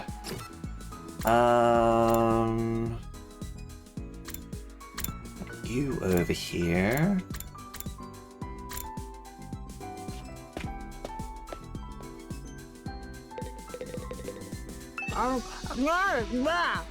Well, I was finally able to have a decent meal for once. Now that Surrey has disappeared.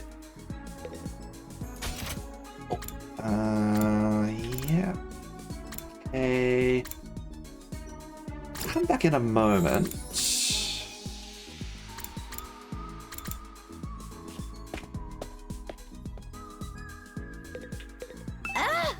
Surrey! Where are you? No luck. Can't find Surrey anywhere. Okay.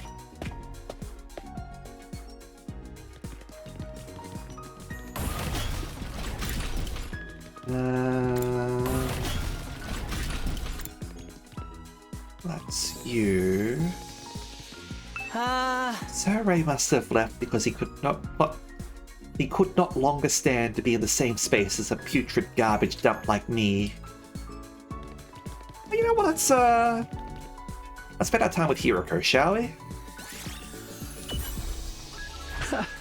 Hiroko, what are you doing here? I was looking at this statue. It's good for the soul to appreciate a beautiful work of art. Beautiful? This creepy statue? It's a samurai with boxing gloves.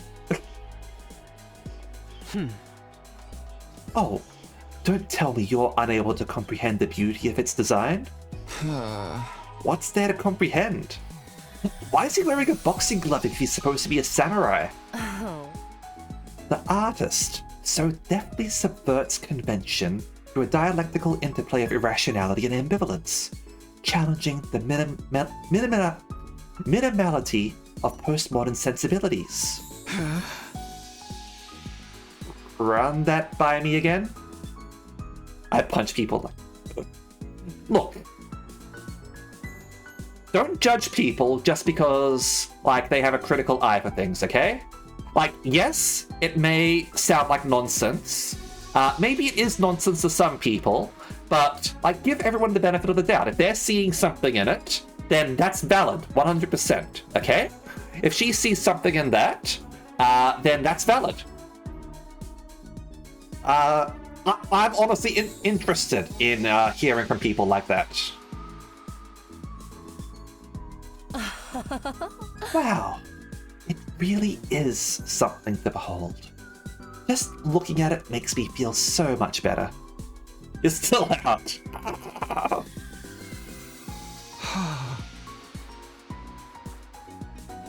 I guess I really am unable to comprehend it. Look, she can tell me about it. I want to hear about it. Let people talk about things that they love. Like, don't tell people to be quiet about things that they're passionate about, because then they'll stop sharing those things, and then you'll be deprived of finding out something interesting that you never knew that you wanted to hear. Analysis went up by 6. You gained math. Participating in student activities will raise Takami's grades. We graded in 5 subjects: linguistics, math, science, social studies, and gym. All subjects will be needed in different scenarios. Each character will increase a different grade, so try to do student activities with a variety of characters. Okay. Well, let's see if you can talk to more people, shall we? So they're over there. Well, let's talk with Darmy.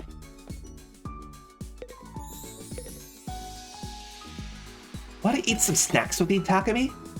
Yes. It's like a simpler version of the system from Persona. A little bit. I hate eating 4 meals. It's too much work. I'm fine having snacks for all 3 meals. I get sick if you only eat junk. You should really get more nutrients. I don't wanna. Nutrients will just keep me alive even longer. Huh? Isn't that a good thing? No.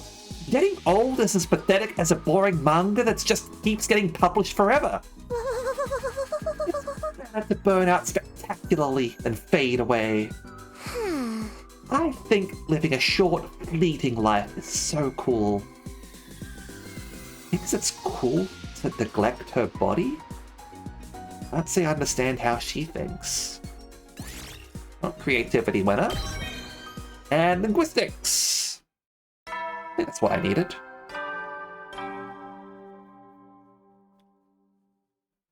At ease, soldiers. It's time to hit the hay. You never know when the invaders might attack, so rest up while you still can. Well then, good night.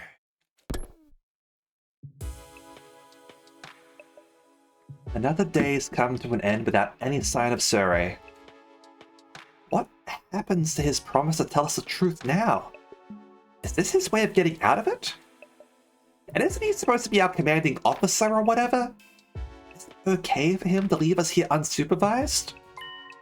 It doesn't add up. Did something go wrong? What could have happened? Wasn't Surrey in control of everything here? He's the last person I'd expect to go missing. This makes any sense. I continued to struggle with that vague sense of unease, right up until my 4th day at Last Defense Academy drew to a close. Day 5. I suppose I don't have to say day 5, because Surrey says it. Up and Atom troops! Time to rise and shine! Get ready for your 5th day of active service here at Last Defense Academy. Prepare to spend another day enduring the unendurable and suffering the insufferable to pave the way for humanity's future greatness. Be ready to give your lives to protect our beloved school from the vile and barbaric enemy. Betty enjoyed voicing those lines. With the morning announcement still ringing in my ears, I forced myself out of bed. I better make my way to the cafeteria. Maybe today Surrey will finally be back. He is coming back, isn't he?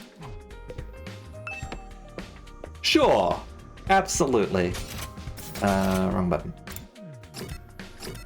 Yeah, alright, so just head on down. When I got to the cafeteria, I found the same lineup as the day before. Every other member of the team, but no Surrey. Alright. Oh, I'm getting really pissed off now. There's no way this is how it's supposed to go, right? Did something go wrong somehow? You mean with Surrey? Oh, who'd even think of messing with him? Has nobody been looking for him? I took a look around the school yesterday, but I didn't see him anywhere. My eyesight is just as pathetic as my work ethic, though, so it's possible I overlooked something. I also searched the school grounds, but even the outside by the wall of fire, but I didn't find anything. Huh? My money's still on him being in one of the rooms we can't get into. Huh. But why has he locked himself away for so long? That's super weird. Yeah. Is it possible he just ran away? Ran away? From what? Huh? His responsibilities, maybe? Oh, it'd be pretty awkward for him to have to come back and tell us that he wasn't given permission to reveal the truth. For real? Oh, what a creep! Oh, chill, dude. He was doing this to get the rest of you to fight, remember? He wouldn't drop it that easily. Huh? I was just putting the possibility out there. You don't need to treat it as a genuine theory. But what if something has happened to Surrey and he's not coming back? What's our best course of action then? Our best course of action? With Surrey gone, there's no one left to enforce his rules. So maybe this is our chance to escape the school and go home. Huh? I know we still have the wall of fire to contend with, though the rest of us may have to use our hemo anima after all. If we have to use that power anyway, I'd rather do it for something like this instead of being a pawn in Surrey's war. But it's all ruins and stuff outside the wall, right? There are a bunch of invaders out there too. And we have no idea how to get to the Tokyo residential complex from here. That can be our first order of business once we're out there. We'll figure it out as we go along. As we go along? I don't think that's a good idea. Once we leave the school, we won't be able to be revived anymore. Well aware of the danger. It's a risk I'm willing to take if it means going home. Isn't that how we all feel? Or would you rather stay locked up here forever? I mean, for 100 days. Allegedly. You know everything Surrey said was probably a lie. There's no way he'd just let us go after the 100 days are up. Yeah, you've got a point. Hey. And let's get out of here, together. If we have to risk our lives for something, let's do it for freedom. Risk our lives for freedom? Risk implies a chance of success. What you're suggesting is more like suicide. There's no way we can find our way home by just wandering aimlessly out in the wilderness. Can you really say that for sure? We won't know if we never try. I'd like to hear what everyone else thinks. Especially those of you who've refused to fight so far. Huh? You mean us? But you won't fight because you're afraid, isn't that right? Does leaving and finding your own way back sound like a better option? I won't stop you if that's what you really want. Well, the thing is, I want to get back to the complex as much as anyone, but, well, who knows what's beyond all those ruined towns out there? Without a map or a plan or anything, we might end up even further from home. It's too big of a risk. Don't forget about all the invaders.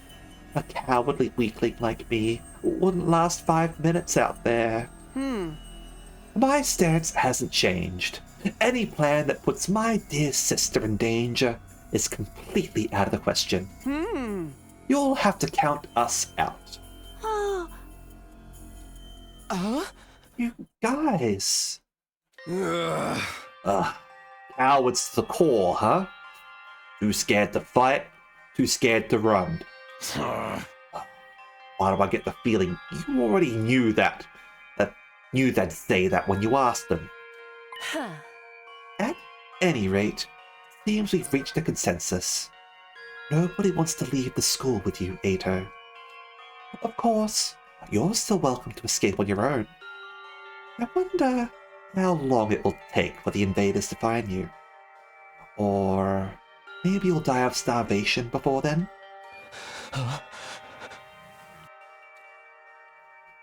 Alright, you've made your point. Ato's voice was hoarse, as if he were choking on his own regrets. He turned to leave. Ah. Where are you going? I'm sorry.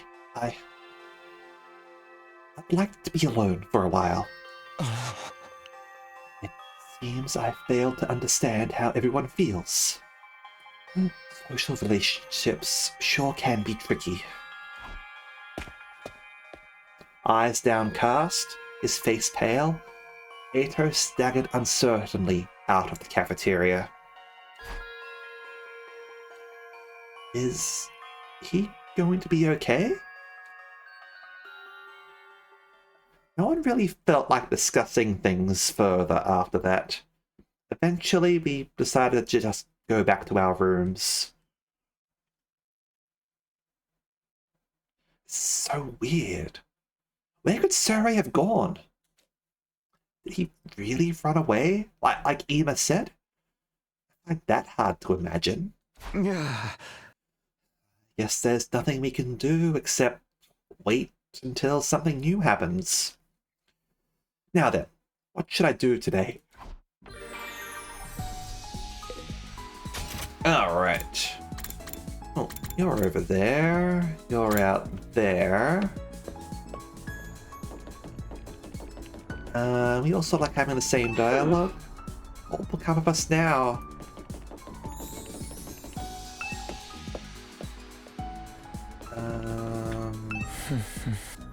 He looks deep in thought. Better not disturb him.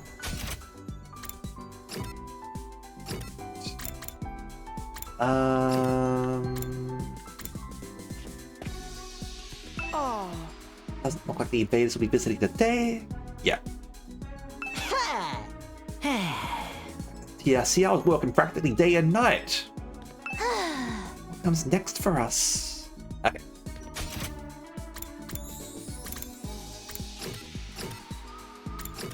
Let's...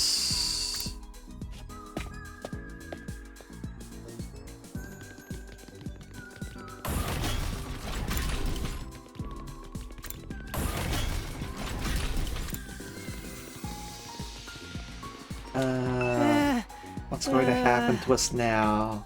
Okay. And we haven't spoken with you yet, so let's do that.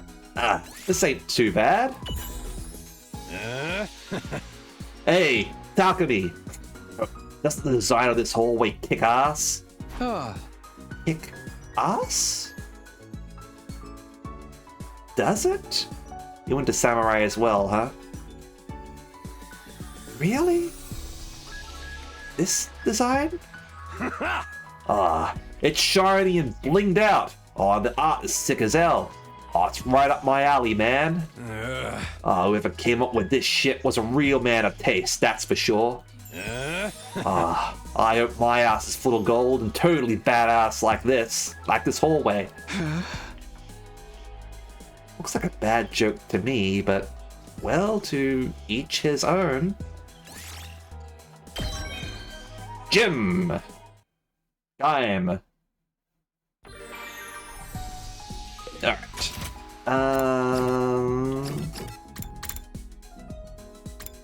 Not there. Let's go over here. I think we can train up all of our stuff now, right? For our other characters. Yeah. So upgrade that. Upgrade homicide. Oh, target range +1. Move +1. Need to get level 2 there. Move +1. Alright. Let's do another VR training battle, shall we? Level 2. but that costs a bit of time as well, so... Oh, we're starting in a less favorable position now, I see. Time for battle.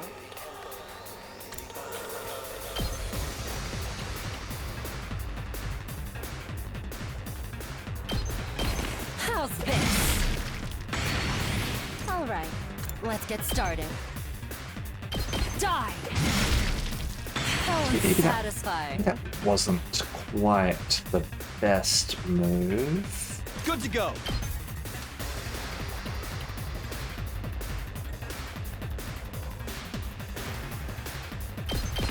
Here. My turn. Yeah! Got it. Let's go!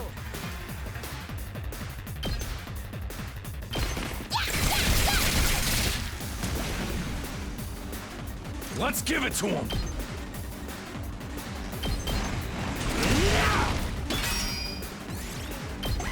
Yeah, we'll do that. And a few people that will attack, sure. Alright though.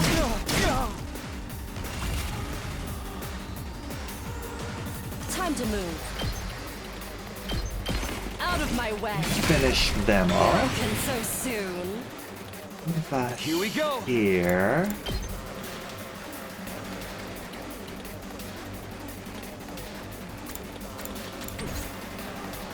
It's killing game time! Hi-ya!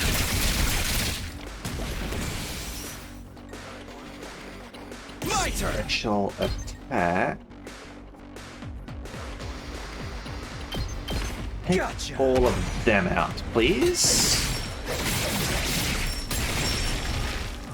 Take care of the rest. Ready whenever. Okay, okay!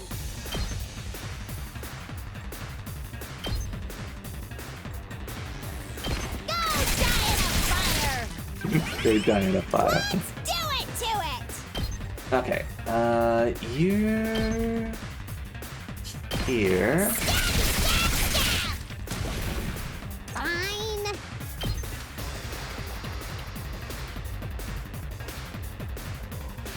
Go away! Keep on getting them. Hauling ass. Eat this. You drive over them. Let's go!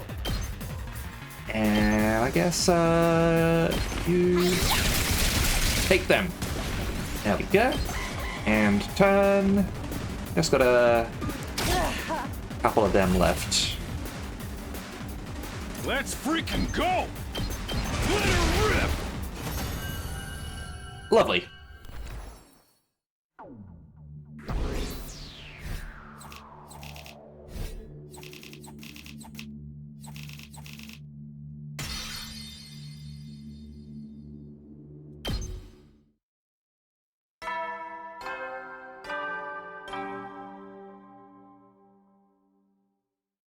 At ease, soldiers. It's time to hit the hay. You never know when the invaders might attack, so rest up while you still can. Well then, good night.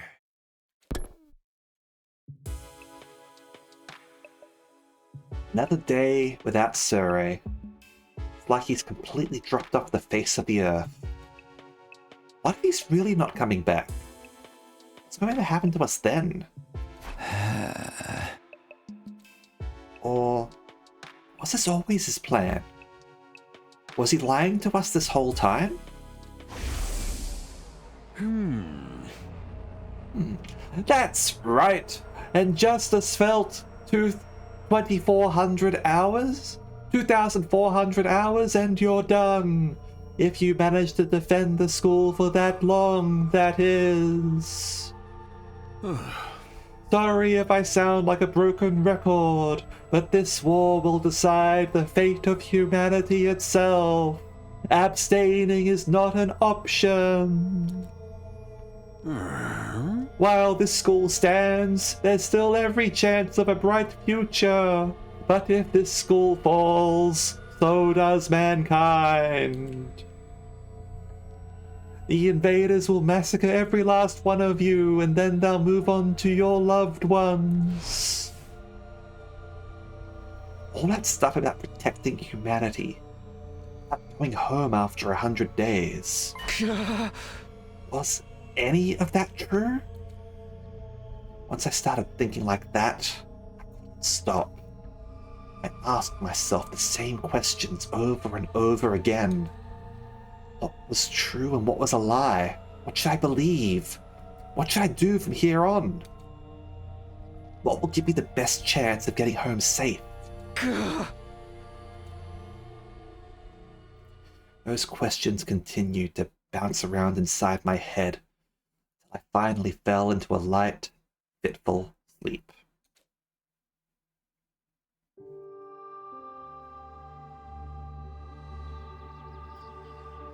Arawa was always getting lost when we were kids.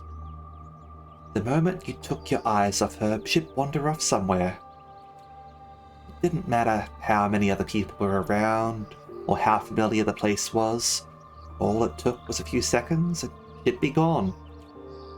That's just the kind of girl she was. Oh, so this is where you were. Tacky! Your mom asked me to come find you. She said you disappeared after the last alarm went off. Yeah, that's probably why she's traumatized by alarms, because that's how her father died. You're always doing that. It's like you've got a talent for getting lost. Sorry.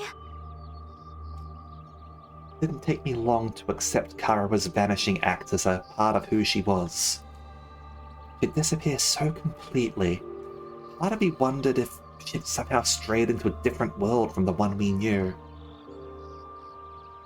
I mean, I wonder if that's the case. Who knows? Like, again, like, if Uchikoshi's involved, then I'm not willing to rule out anything. Then, just as suddenly, she'd be back. She drifted in and out of sight like a ghost. How did you know I was here, Taki? Just a feeling, I guess. A feeling? Yeah! You might be really good at getting lost, but I'm even better at finding you again. So when you get lost, don't be scared. I'll always come find you again. It's no problem for Takumi Sumino, expert finder. That's so corny. Well, expert or not, I still wouldn't want anything bad to happen to you, so try not to wander off too much, okay? Okay. Thanks, Taki. No problem. Come on, let's go home. They're cute as kids.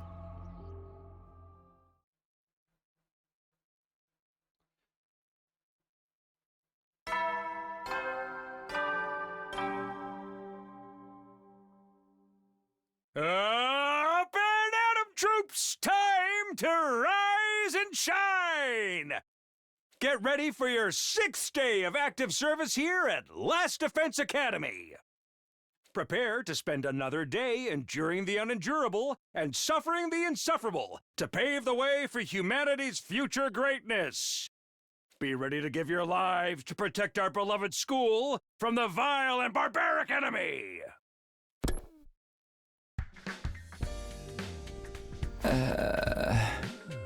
Oops, you're drooling a little bit, Takumi. Another dream about me and Karawa. It's been happening a lot lately. But why is it always of us as kids? Am I that desperate to see her again? Or am I just that homesick? I've only been gone a few days. Never thought I'd miss her so much. More importantly, what's going on with Sure? Has anything new happened since yesterday? Probably too much to hope he's come back after all this time. But I'll go meet up with everyone in the cafeteria anyway. Well, I think I forgot something. I think there's an archive here that we can go over. So let's quickly go over this archive, shall we?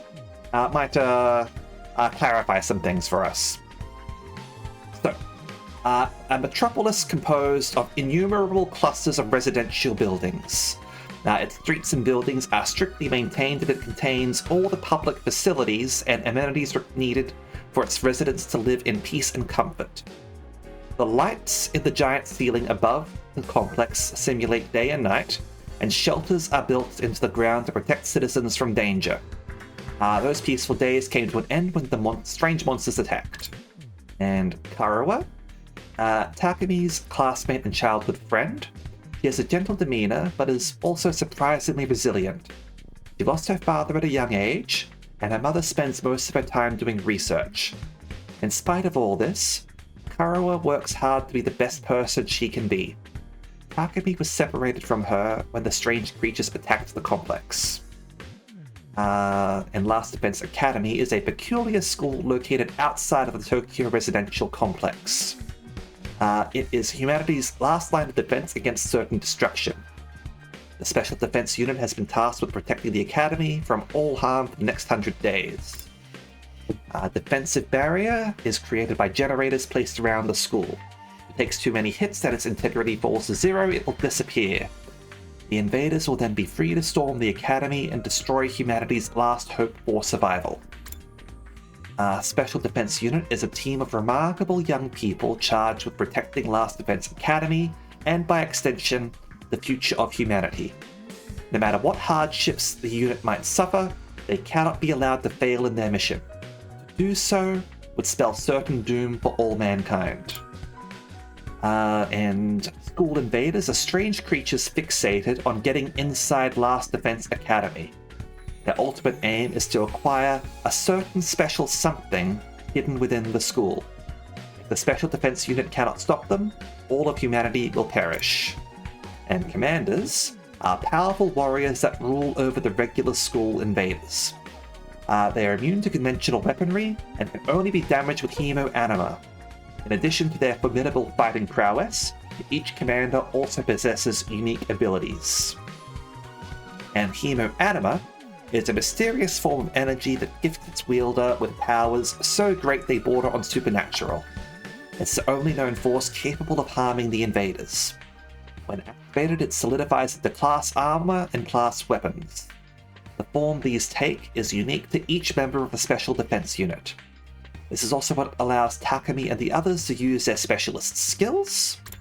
The Infuser's full name is the Hematomorphic Infusion Blade, widely regarded to be the pinnacle of human achievement and ingenuity, at least according to Surrey. When stabbed with one of these blades, a member of the Special Defense Unit has their blood replaced with Hemo Anima, allowing them to use special powers.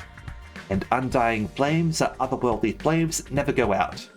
A unique feature of Last Defense Academy, they surround the school up to a radius of 1 kilometer. Haha! You used miles before and now you're using metric!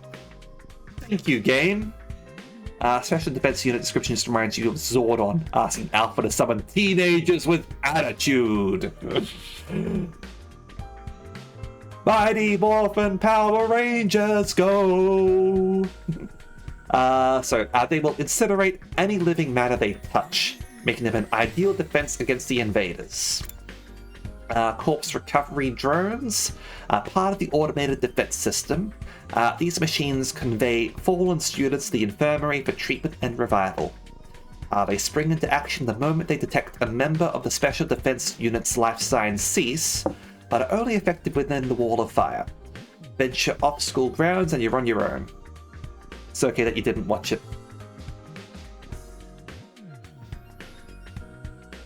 I did watch a little bit of Mighty Morphin Power Rangers. It's been a long time. A really long time. And you had like Skull and Bulk as like minor antagonists, but like they eventually like become good. It's literally like all I remember. Anyway, Revive-O-Matic, a machine in the school infirmary that is indispensable to the war effort. By harnessing the power of Hemoanima, it can return the dead to life. However, it will only work if the person in question hasn't been dead for long. And the fire extinguisher, these machines can be used to temporarily put out a section of undying flames. This allows students to slip through the wall of fire and explore the outside world. Like most technology at Last Defense Academy, Hemoanima is what allows fire extinguishers to work their magic. I thought they were only in the first one. Like, the only one that I actually watched, like the of the English ones, is the first one, and only a little bit of that.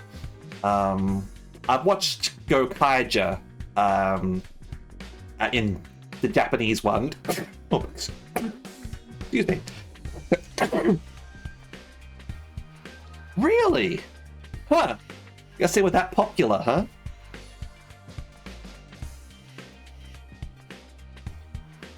PhD in theater. Good for him. Yeah. Like most technology at Last Defense Academy, Hemoanima is what allows the fire extinguishers to work their magic. Defense room. The heart of Last Defense Academy, defended by an imposing door covered in undying flames. The invaders must be kept out of this room at all times. If they get their hands on what's inside, mankind's extinction is guaranteed. And the VR training machine may look like something you'd find in a video game arcade, but this is actually a state-of-the-art training device. Students can use it to experience virtual reality mock battles, sharpening their skills and strengthening their Hemoanima. Anyway, looking at the time, there's probably a good time for us to actually leave off, and we'll come back to this tomorrow. All right? That sounds like a great plan to me, assuming I haven't exhausted myself because work's being annoying. But yeah, hopefully that was something that everyone enjoyed. I'm enjoying sort of like playing through this again. Even if I played this sort of stuff before, it's still good to go through with other people. So hopefully you're enjoying it. As I said, tomorrow we'll be doing some more 100 Line, and on Sunday we will be doing Super Robot Wars. So look forward to that, everyone. Now, let's go and raid somebody. And I think we will go and raid some Hoshino Laplas, who is playing some Shadowverse Worlds Beyond. So I think the new that's the new Shadowverse game, right? And that like just came out. I played a tiny little bit of the Switch Shadowverse game, which is actually pretty cool. So let's pop on over there and go say hello, shall we? All right. Thank you very much as always, and I hope to see you all next time. Okay. See ya.